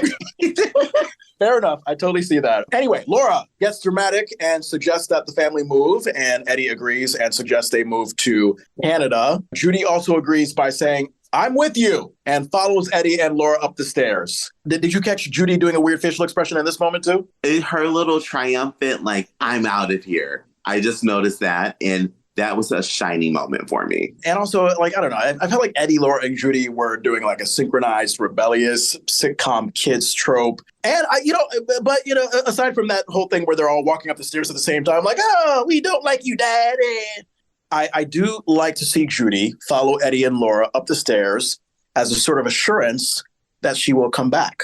Because maybe Judy's thinking, if Eddie and Laura go up the stairs and are able to come back, maybe I'm able to come back too. Yes, she went through the stairs to the Twilight Zone, and she knew not to go alone except that final time, girl. We'll get there, but not for another few years. Let's just be patient and pretend that Judy is always there all the time. I will wait for 2075 to come. Exactly. Carl seems to be fine with his kids' strange exit and says he expected them to not understand, but leans onto his mama and asks if she understands. The same mama who said, way to go, Carl, a moment ago. No, I'm not sure she'll have your back. Not at all. Mama Winslow wasn't having it. Mama Winslow tells Carl she understands he's in a tight spot and choked, which I thought was a strange way to word it. Did you get what she meant by that? I don't get what she meant by that because I'm like, Carl didn't choke. Carl did what he was supposed to do. I felt like it was a sports analogy, like say, oh, this person did not perform the way that their fans wanted them to in the playoffs. They choked. Like that's a common term in like basketball. So maybe that's what Mama Winslow was referring to. I can see that. Yeah, maybe she's referring to that. Thankfully, Harriet is on Carl's side and asks Rachel to confirm that they both believe in him. Rachel hesitates for a moment and claims she does believe Carl because he's her brother-in-law. But then Rachel adds that Carl isn't Buddy Goodrich's biggest fan, and maybe he went down there with a chip on his shoulder, but she believes him more or less. Sure you do, Miss Crawford, with your weird, all over the place gaslighting ways. She's totally gaslighting Carl here. And Rachel plays both sides of the fence. But I see why. Because she's like, that man's fine. So I got to stand by my man. But you know what? You're gonna throw up hands on Rachel to get him first. I possibly will. But I can just convince Buddy, like, just get her out of the picture. Hey, did you notice the slow, sexy, smooth jazz guitar and saxophone that fades us into the next scene? It was like, very nightclub. It was nightclubby. And I was like, what is this little mix that we're getting? The music choices in this episode have been very interesting. And it looks like it was leading us into a more melancholy moment in the beginning of scene 6, where we fade to the kitchen. We're seeing Carl grab what I think is OJ from the fridge. He has it in a glass to drink, and he's more casually dressed. And did you sense a slightly patriotic Where's Waldo thing going on with his outfit? I was like, well, it's like a red, white, and dark blue sweatshirt with like, I think, navy blue dress pants. It was really interesting to see. It was like he was dressing down as a police officer. Like it was very business, but then patriotic with the red, white, and blue. But I didn't like that look at all. I thought it was so ugly. Maybe he was just trying to say, hey, I'm Carl Winslow, and I am America. I stand for morals. I can see that. I mean, in this family, to lounge, they wear sweaters and pants. They all have all these immaculate robes. So I kind of just feel like that was one of his choices of like, let me get this sweatshirt that's patriotic with these crisply pressed pants to relax in. Carl takes his glass of OJ to the kitchen table where a folded up newspaper is ready to go for him. And I guess this is his idea of a relaxing Sunday, and kind of a callback to all those newspapers that Urkel dropped in that cold opening. So we're really getting that clear visual evidence that Carl loves to read his newspapers. Mm-hmm. Carl spreads out the newspaper, and it makes me chuckle how pointedly he does it. He's a classic dad, like, yeah, I'm going to shake this paper out, make you know that I'm using it. He's like, I am reading the paper. Everybody hearing it. Right? He shifts his body away from the table and sitting sideways in the chair, and he opens up the newspaper to reveal to the audience the Chicago Chronicle headline story of him arresting Buddy. Did you see this photo that they used of Carl? It is fucking hilarious. It is a hilarious photo. It's so funny. When I saw the photo, I just paused it and laughed. And I think I literally had to do the same thing too, because I had to note stuff down, because like he's in his police uniform and he has an extremely grumpy grandpa who just got out of bed look on his face. And the photo could ironically work as a mugshot. Literally, he could just be like a grumpy, homeless man who all of a sudden got arrested, mugshot, and he was just caught off guard. Like that was the vibe I was getting from that photo. I 100% agree. It really looked like they caught him off guard with this picture and he was under arrest at that moment. Buddy's photo, by comparison, was odd because I felt like it just seemed strangely vintage. Like it was like he had like a cross between a 70s fro and an 80s Jerry curl that we don't see the current version of Buddy have. And then, not the pencil thin mustache, but a fuller 70s, 80s like mustache. So I wonder why the Chronicle couldn't find a more recent photo of him. I feel like that's the picture that his agent or something sent over because it looks like a headshot. Like it looks like one of those old 70s, 80s headshots. And he's got the porn stash. So it's just like very awkward to look at. Maybe it's that classic celebrity thing of like, oh, yeah, I want to look young all the time. I don't want to see people that I age, even though we can see his aged self in a sitcom every week. I mean, I get it. This is going to sound weird, but I've always imagined that I may go missing someday or something. So I always have a photo ready that I would like for the have on the news. And Are you telling me that you have do you also have an obituary photo ready for the New York Times when you die? I do have a photo that I'm like, okay, I would like for you to use this photo. I don't care if I don't look like that at that moment where I'm passing. But like even my mom, she, when we were younger, was like, hey, I want to get good photos of y'all. So if you go missing, you don't have one of those crazy photos on the news. So if you could show me, or if you can send me your obituary and your missing persons photo, and maybe we should post it up on social sometime, just so just so our listeners can be prepared in case you actually go missing, I think that would be great. Oh, I will definitely do that. I've got you covered.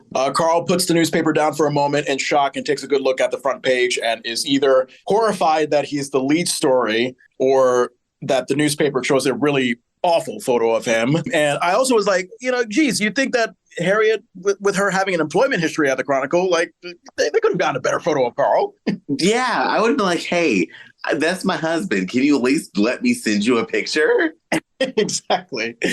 Oh, God. Carl is outraged, gets up from the kitchen chair, aggressively throws the newspaper in the trash, and we cut to the living room where Judy and Mama Winslow are playing a board game on the center couch. What board game were they playing? It's not canasta. It's that, isn't it that game where it's like beads and you put them into holes in this wooden thing? That's pinochle, but I thought they were playing checkers because I just remember seeing the edge of the board. So it could have been either one of those. I mean, if it's pinochle, I would have loved to learn to play that because it looks like a fun game. And remember when I said a while ago, Harriet doing a Black Mama thing? She's living up to the Black Mama creed right now. She is braiding Laura's hair. And automatically, I just got back to my childhood in the 90s and 2000s, watching my mom braid my sister's hair. And she always used that green hair grease. What the fuck is that green hair grease that Black women would be using on their Black daughter's hair? It's magic something. Oh, I know what you're talking about. It came in the little glass jar and it had a very distinctive smell. Yes. And also, for whatever reason, I would find barrettes in that grease. Like just like someone would accidentally leave barrettes in there. And I'm like, what are we doing? It should be on the head, not on the grease. The barrette's just marinating for later. I guess. I don't know. Apparently, it feels like cardboard on my sister's hair, these barrettes. Yeah. All right, so Rachel bumps into Carl and asks if he's seen the paper, and Carl gives the mumbly, grumbly response that you would expect. Rachel rightfully says the Chronicle did not show a very good picture of Carl, and also he's not in the paper for a very good reason either, but hey, at least he's on the front page. Way to bring a down man already down on Rachel. So shady, Rachel. She went for the jugular with that. Yeah, I mean, not only is she a gaslighter, but she's like that person that just says really unhelpful things at the wrong time. Like, you'll be in the middle of nowhere on the road, you're running out of gas, there isn't a gas station for 1,000,000 miles away, and Rachel's that passenger right next to you saying, this must suck for you. You ought to feel really panicky right now. You must really hate this. Oh, wish we had a gas station nearby. And it's like, get the fuck out of my car. Yes, I would have told Rachel, get out of this house right now, as soon as she said that. Oh, God. Understandably grumpy, Carl asks Harriet if they're going to eat soon, and then the doorbell rings. Rachel says she'll get it, as I'm just noticing. She has like a dark Trix yogurt-colored tie-dye-ish top with like a head scrunchie to match. Did you pick up on that? I did. I didn't like this color on her. It looked very weird. I was not a fan of it. Really? Now, why is that? What about it like really just did not suit your fancy? I don't know what it was. It was just off-putting. Like, her lipstick, her makeup with it, I just didn't feel like it was a good look altogether. So maybe this makes it easier for you to grab Buddy from her. It does, because he saw that she was dressed trashly, and I like that. All right, so we have Buddy coming in with his Mr. Rogers button sweater with a collared shirt and tie getup. I mean, this guy's going from prep to Mr. Rogers. He's really making himself out to be the all-American dad. He really is, down to the fact that he missed a button at the bottom of the sweater that they never fixed the entire taping. If you look at the sweater, the bottom button is not buttoned. So it's like this weird tail hanging out in front of the sweater where everything else is perfectly buttoned. I did not pick up on that. That is very subtle. I got to watch that again. So Buddy charismatically says hello to the family as if this visit isn't the most awkward thing given the circumstances.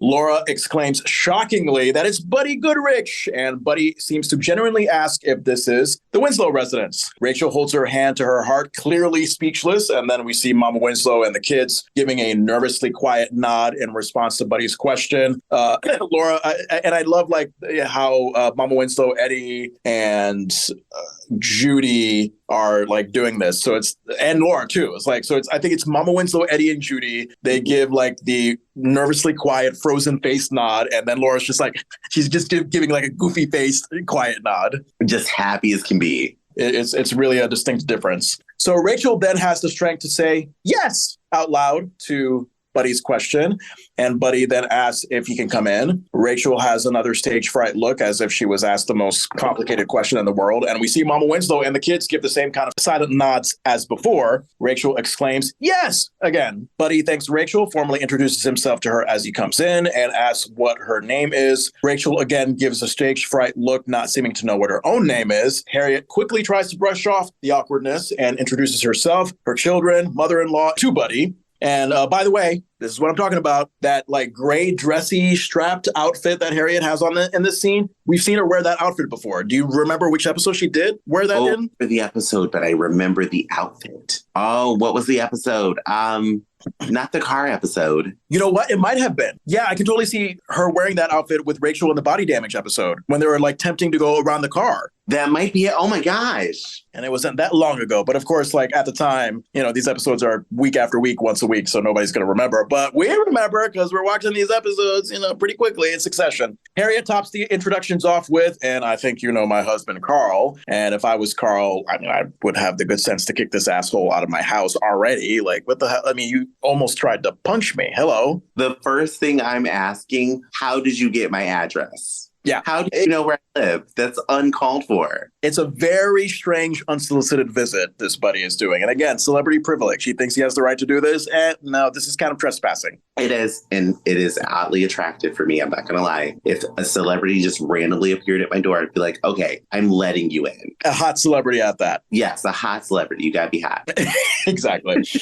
Buddy, who is holding that kind of briefcase fabric folder that looks like he's got some files in there from his office, insists to Harriet with a cutting smile that him and Carl have met and tells Carl that he has a beautiful family. And the way Buddy says that, I feel like it's like a sort of gangster threat on Buddy's part. Like, it's like, hey, you ever arrest me again? I know where you live. I know what your family looks like. I could kill them at any moment. He did. I mean, he slapped Carl and said capiche. So he was like giving us a little like, ooh, I'm a gangster. I got you. Buddy Goodfellas Rodriguez over here. Goodfellas. I don't know. I know Italians are usually the gangsters, but somehow I was mixing up Italian with Spanish. I don't know. I like it. You just created a brand new character. Buddy Maron Fuentes. Ooh, okay. He's got to get some orange pills. Orange pills? Oh, wait. Have you not seen The Godfather? I have seen The Godfather. What part of Godfather has orange pills? The orange pill in his mouth, and he's playing with the little kid. Oh, well, like when the Godfather himself, Marlon Brando, has an orange pill in his mouth and he's playing with... Is that the scene where he dies? I don't think he dies there. Does he die there? He probably dies there. I know he dies. Okay, I know he's running around the garden with the kid and then he collapses. That is dies. So was it the orange pill that killed him, or was it just the usual, like, oh, he's an old man who had a heart attack? I think he just had a heart attack because he was just playing with the orange pills with the little kid because the little kid was laughing. That orange pill reminds me of a candy. What candy is orange like that? Mike and Ike's? There you go, Mike and Ike's. Yep, there you go. Yep. Yep.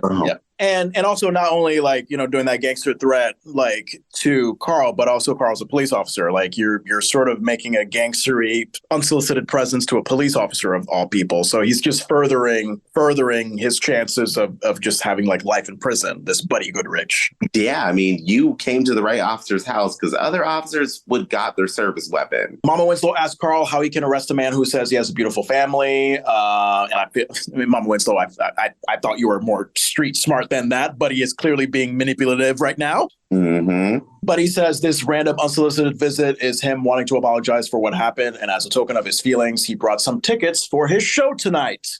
I was definitely getting the creepy, manipulative, split personality thing going on with his buddy Goodrich. You know, you're talking about a beyond unforgivable thing that he did to Carl a few scenes ago, and to just walk into his home like this and think that just free show tickets will clear it all up. It's like, wow, you really think you're the hot shit. Oh, yeah, he does. It's obvious that he's done this before. He did this so smoothly. It's like, you're that guy. Yeah, and yet you would succumb to his spell, Andrew. I totally would, because this is incredibly hot. A man who comes through with a veiled threat against somebody's family and gangster stuff, red flag to the max, and it turns me on like a car. Rev me up. Okay. But of course, the family is trapped under Buddy's spell and is very vocally excited by the tickets. Thankfully, Carl tones the excitement down and tells Mr. Goodrich that they won't be able to make it as he physically returns the tickets back to Buddy. The naive family is bummed by this. Buddy tells the family in suspicious agreement with Carl that if that's what he says, that is the way it goes. Buddy urges the kids to show Carl some respect because he is their father. Carl is shocked that Buddy is on his side and thanks Mr. Goodrich. But I can see another manipulative tactic coming from Buddy a mile away. Buddy tells Carl he understands what he's going through right now because when something like this gets in the press, there's no telling how they will blow it up. Buddy holds a creepy smile to Carl for a moment, and then out of nowhere behind Buddy, you see Rachel, like she's just worked through her stage fright from forever ago, and she just excitingly says, "Hi, I'm Rachel." So smoothly, Rachel came in with this huge grin that just, I couldn't stop looking at her. Yep, she's about to take Buddy away from you, Andrew. You never know. She can try, but not with that dress. Buddy turns around and tells Rachel it's nice to meet her again. Camera opens out to a wide shot of the entire family and Buddy in the living room as Buddy tells them all he can only imagine how proud they must be of Carl. As Buddy is about to continue complimenting Carl, he notices Rachel's still ever-present goofy smile right behind him. And then he continues. Buddy says Carl has a very difficult job and he does it so well. Carl tells Mr. Goodrich that's very nice of him to say. Buddy claims he's always said that what separates humans from animals is the ability to settle differences peacefully. Rachel audibly, did you notice this? She's audibly in love with that statement from right behind Buddy. She's making it clear, I want you so badly. She was smart. She's playing to his ego. And then Buddy jokes that humans, unlike animals, also know how to use chopsticks. Rachel very clearly laughs at that along with the rest of the family. Goodness gracious. I mean, we're getting a lot of her being charmed by these revolving door of men when least expected. It seems like this is a common thread that the writers are putting for Rachel. They truly are. They're like, Rachel, whenever a charming man walks in here, you try to get him. She's never going to answer the phone when he calls, ever. Yeah.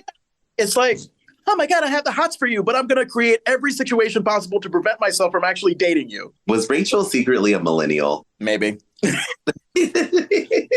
While chuckling, Mama Winslow exclaims how wonderful Buddy is. We cut to Eddie in the middle of a laughing fit, claiming that Buddy kills him. Buddy then asks Carl if they could speak privately for just a minute. As Carl is vocally weighing whether that's a good idea, the family is whisperingly egging him on to do it. Carl reluctantly agrees to talk with Buddy in the kitchen and rolls his eyes as he makes his way there. Buddy opens his folder behind Carl's back and sneaks in, giving the tickets to Eddie, which has Rachel very excited. Before Buddy closes the swinging door leading to the kitchen, he gives Rachel a charming, smiley thumbs up, and Rachel responds with a giddy schoolgirl hand wave. Eddie, holding the tickets, asks if row A seats are good. Dumb Eddie moment, you would say. But you know what? I'm going to be slightly in his defense on this one because sometimes theaters can be strange and have like row Z as the first row. Very true. At first, I was like, why would he ask that? And then I had to think the last time I went to a show, row A was like in the back.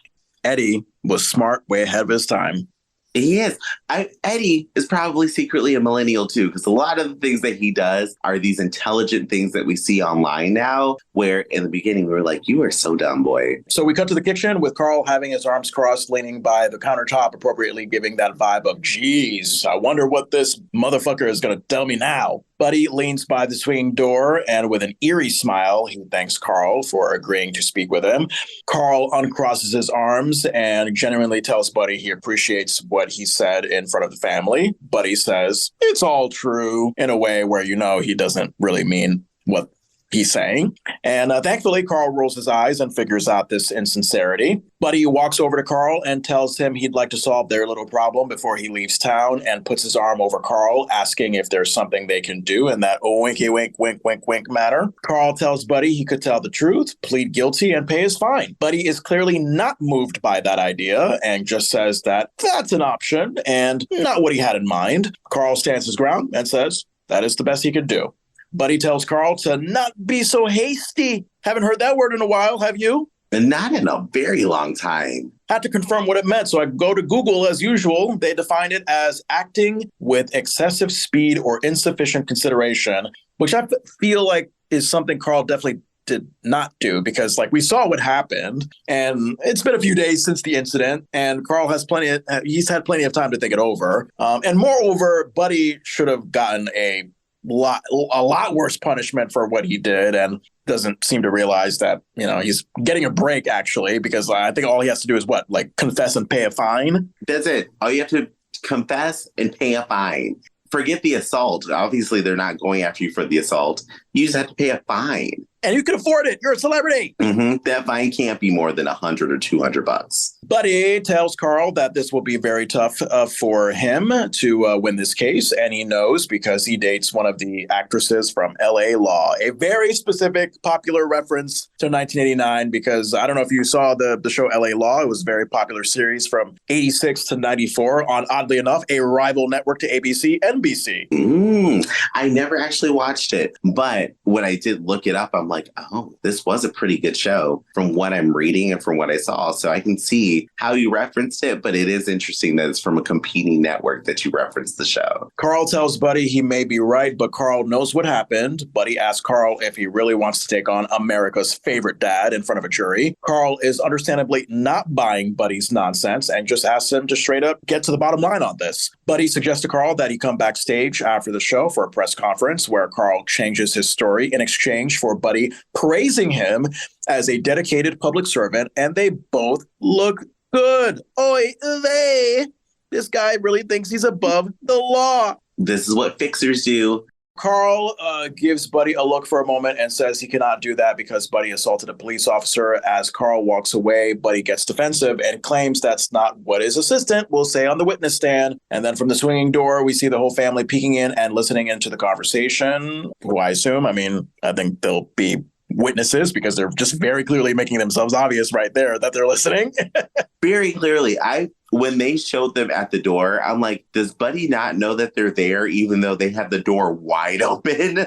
Literally. It's like not even just a little peek. It's just wide open. And yet Buddy and Carl are just continuing on as if nothing's going on right behind them. Mm-hmm. As the family has the door so wide open, Buddy claims his assistant will say he saw the whole thing and Carl started it. Carl confirms that what Buddy is saying is that he's going to have his assistant lie. In other words, commit perjury. Buddy claims that those are such ugly words to say. This might have been the only time he made me laugh with this line. They're true, but they're very ugly. It was a great line. His delivery of it was perfect. Carl walks over to the back porch door and tells Mr. Goodrich it's time for him to go and he'll see him in court. Buddy exclaims to Carl that he shouldn't be so short-sighted. Cut to the living room with the family all hunched together by the door as it closes, and they're listening with pointed ears as Buddy claims he has an idea. Buddy suggests doing an episode on his show about his and Carl's little incident, and he offers Carl a role as an advisor with a $2,000 pay attached. Now, if you were offered that, would you take it, or would you still take him to court? Or would you just fuck his brains out and try to forget it? I would probably let him just destroy me. And then I would take the money and still not change my story. Prostitute yourself, but morally. Yes, I will be a moral lady of the night with this handsome man. And even after I do that, I'm still going to try to get him afterwards. There you go. I love that. And he asked Carl how that sounds. And Carl, of course, thinking what I'm thinking, it's like, Carl says, it sounds like you're bribing me. And then Buddy exclaims expectingly that bribe is another ugly word, and then almost screams Carl's name in a very baby pouty voice. You remember that moment? Carl! Yes, he's so frustrated. But he tells Carl he's trying to do him a favor and asks what his problem is. Carl tells Mr. Goodrich he'll tell him what the problem is. He cannot shave with his eyes closed. One of those dad sayings where you're just like, what? What's the point you're trying to say here? Yeah, you're like, what? What are you talking about, Carl? Carl, I think this is the beginning of a beautiful monologue that he has here. But he asks what that phrase is supposed to mean. Carl says it means that he has to look at himself every day in the mirror. Sure, he would like to get this thing over with, but if he gave in to Buddy, he could not face himself, and he could not face his kids either. Carl tells Buddy he's always tried to teach his kids right from wrong and proudly presents himself as a good father and cop who doesn't back down when he knows he's right. Carl also stresses that he does not take bribes from the likes of Buddy and tells him to get out of his house. And we get expected but deserving studio audience applause. And all I have to say is, well done, Carl. I definitely loved Carl in that moment. Carl did a great job. He did a great thing for his family. I have to support him. I just have to, because I would have to kick somebody out of my house in that scenario. Even though everything he did was amazing, I would have to kick him out, like get out. And so I can imagine you giving the same speech as Carl and then maybe having a moment and then saying, okay, now destroy me. Yeah, I'd be like, look, give me the money. Put the money on the table. And then I'm saying the speech, I'm grabbing the money and I'm hiding it. I'm like, okay, come to my bedroom right now. But he says okay, and then tries to sweeten the offer with $3,000. And he holds up the number 3 on his hand in a very animated way to stress to Carl how good that money is. Carl thankfully doesn't care, though, and again insists to Buddy that he get out now. Buddy concedes and tells Carl he's making a big mistake and claims Carl is going to get buried in court. Then all of a sudden, Buddy runs into the entire family with the swing door open, looking at him with disgust. And Buddy quickly turns his celebrity charm back on to try and win them over. And, you know, that moment between Buddy and Rachel where he tries to charm her. Hey, Rachel, right? And then Rachel, stone cold face. Right. Remember that? Mm-hmm. That's me after we sleep together. Get out. Yeah, it was good. That penis, but get the fuck out now. Yep, get out. Why are you still here? Hey, I mean, that, like you said, I mean, that isn't that like gay hookup culture to a T? It is, but I mean, that's just get out. I don't like you. Right. I think in response to that Stone Cold Rachel thing, some of the audience, they give because, you know, you look at that facial expression from Rachel, it looks like she's about to fucking kill Buddy. It really does. It looks like she was going to run him over. Buddy senses the cold, icy stares, nervously laughs, and says he has to run as he tries to walk through the family to get to the living room where his exit is. And then, did you get this on your end? The weirdest, quiet, random fade out? Yeah. Like, I was like, wait, we have 2 minutes left in this episode? Why are we fading out and fading back in and starting another scene? It was just really odd. Yeah. So, and there's no music to transition us to this next scene. It's just a quiet fade back into Buddy walking through the living room. Buddy tries to save face and says it was very nice meeting everyone. Harriet says the pleasure was all his. Buddy laughs at what he think might be a joke from Harriet, but you can tell it's very much not. And then we see Eddie walking up to Buddy. And did you notice that Eddie was standing behind him in a serious stance as if he's like a bodyguard who's about to punch Buddy out? Mm-hmm. Eddie looked like he wanted to fight. Like, I'm going to beat this man up. And he looked like he could have, because again, Darius is just getting taller. Yeah, he's like 6'9" in this episode. Eddie tells Mr. Goodrich he forgot the tickets. The family will no longer be needing, which is followed by a very canned sounding audience applause that doesn't seem to match the applause from Carl's speech in the kitchen. Did you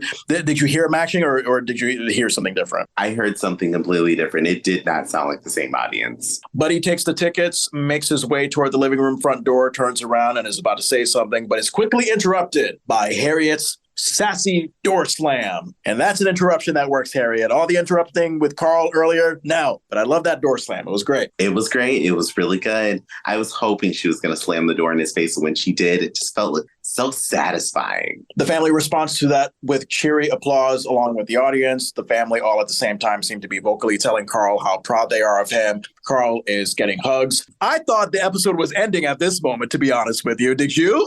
I thought it was over. I stopped it and did not realize that it was still there was more. until I went back and watched it again. But at the same time, you thought that this episode went by quickly. So like that's an interesting two feelings to have. It is. And I just thought it was over. I was like, oh, we're done. There's nothing else they're going to do. No, it's music that transitions us to another goddamn scene with only like what, a minute 47 left in the episode?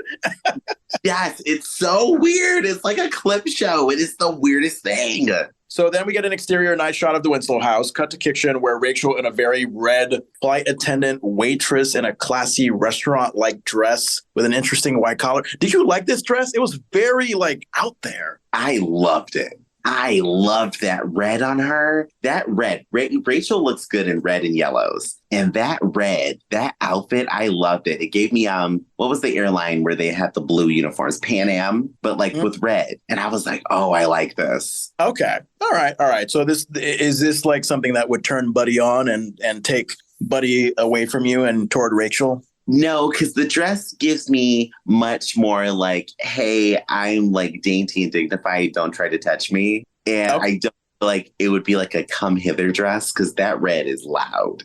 And apparently Rachel pouring Mama Winslow some nighttime coffee and hoping that this Goodrich trial is ending soon because it's been tough for Carl these last couple of weeks. Rachel suddenly concerned for her brother-in-law. Mama Winslow agrees because she hates the way Carl looks in those courtroom sketches. Enter Harriet and Carl from the back porch door, and Carl in his police uniform excitingly says hi to Rachel and Mama Winslow as if he's won the trial. He's just so happy, in a good mood. Rachel asks Carl how the trial went. Harriet confirms it's over and Goodrich has been found guilty. Another audience applause break. And this one also doesn't sound like the same audience from the last applause breaks. It doesn't. It was the courtroom audience that we got. How many audiences did they bust in for just this one episode? I feel like they were like, we need different audience reactions because you're not living up to what we need. Yeah, whoever was the editor was a very like perfectionist, petty nut. Mm-hmm. It's like, I don't like the way they oohed and awed. Get another one in here. That woo doesn't have the right tempo. I need a woo that has a -2 dB, not a -3 dB. Right?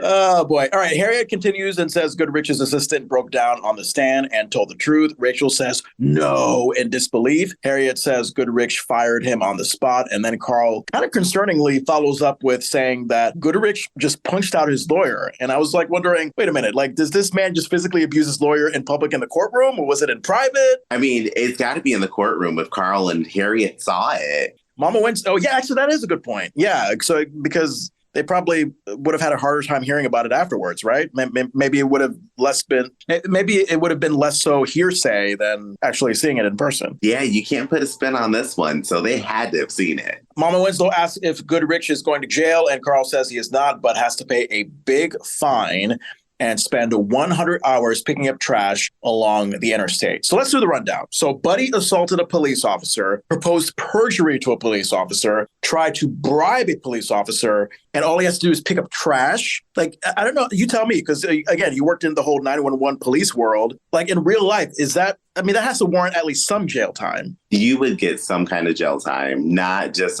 pick up trash, unless you're a celebrity. And Rachel excitingly loves the idea of a big star like Buddy picking up garbage. Mama Winslow tells Rachel, that's not a nice thing to say. Carl agrees with his mama and tells Rachel they shouldn't take pleasure in someone else's misery. Rachel has a sad look on her face. After a beat, Carl asks if anybody is up for a slow drive along the interstate, which has the entire family busting out laughing. And I'm smiling because, they're doing the opposite of what they said about, not being joyful in someone's misery. But I don't know, just something about their communal laughing and enjoyment and talking amongst each other and over each other.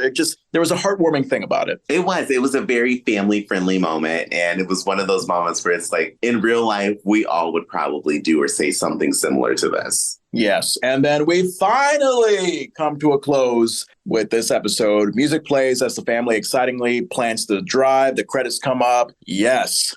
The end.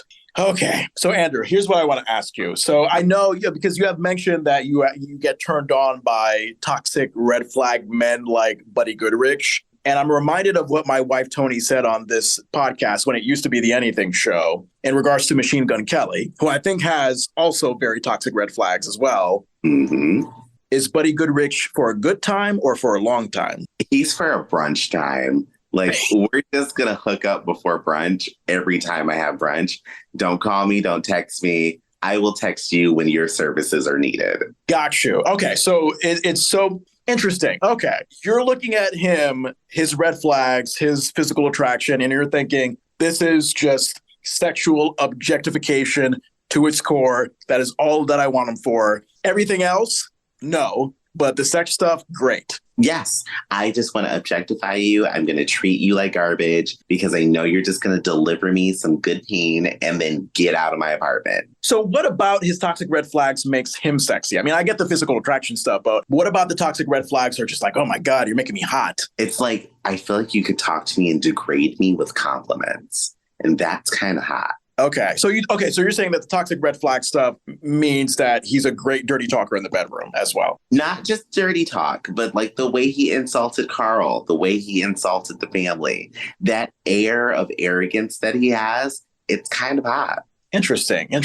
Yeah, because I don't know. It kind of reminds me of interactions that I used to have with girls back in the day. I remember I had a girlfriend back in high school who was literally turned on by a guy who got angry. And at the time, I think I initially received that as, oh, okay, that's new. But because I'm young and kind of naive and learning things, I'm thinking, okay, I guess that must be just sort of like a sexy role play fantasy thing. I guess we can kind of go along with that when we do phone sex. So I kind of went along with that. And then I remember a girl from middle school who a lot of guys liked. I remember her saying that she got turned on when a guy cursed. So yeah, I don't know. It's just interesting what people are turned on by. Like, personally, I see those traits in a guy as just simply like, okay, that's just toxic and there's nothing sexy about that. But you know what? There could be a way to be turned on by that and be able to disassociate it from a regular, like, day-to-day relationship. Does that make any sense? Oh, yeah, it makes perfect sense. Like, I think about power play or like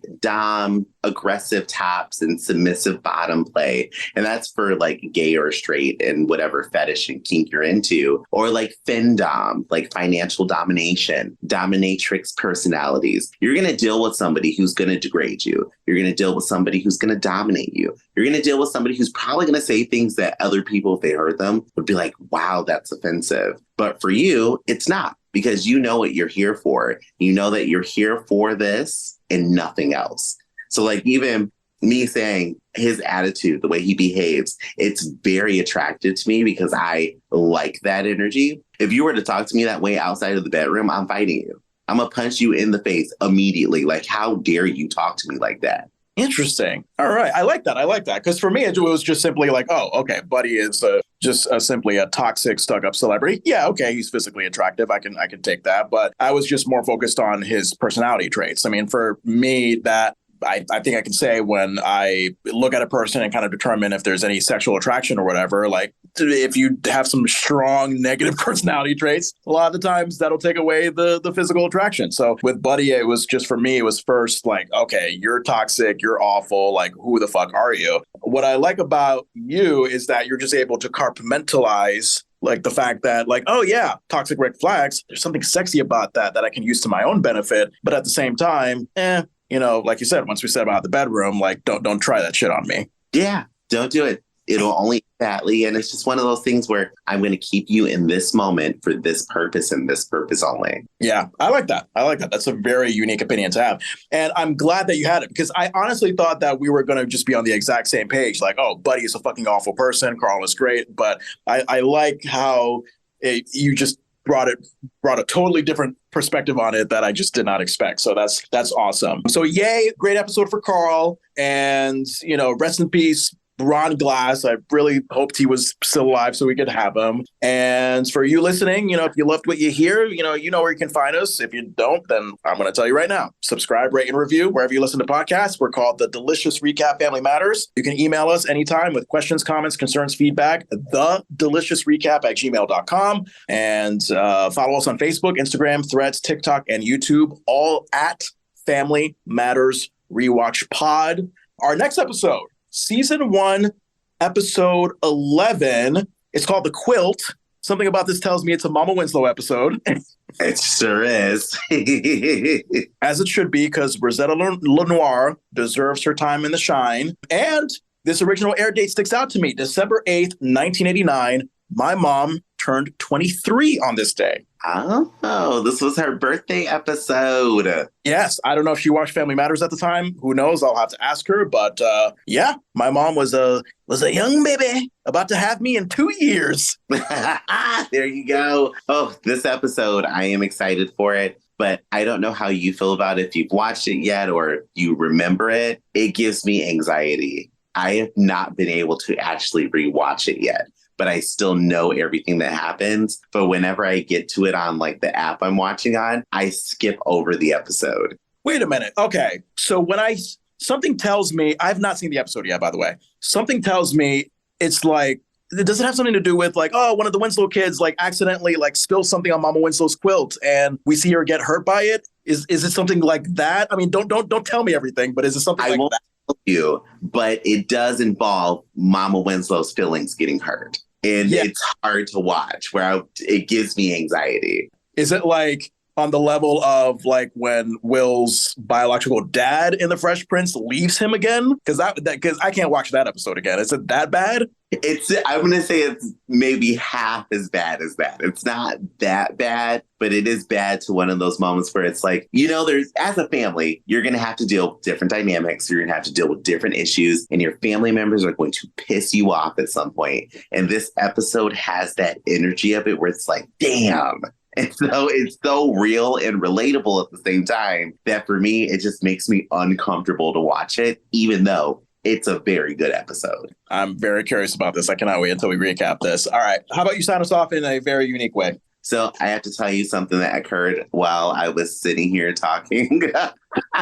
So talking about Buddy Ron Glass and all of the things that he brought, I kind of burped and it was pretty delicious. So we're going to let that deliciousness ring today.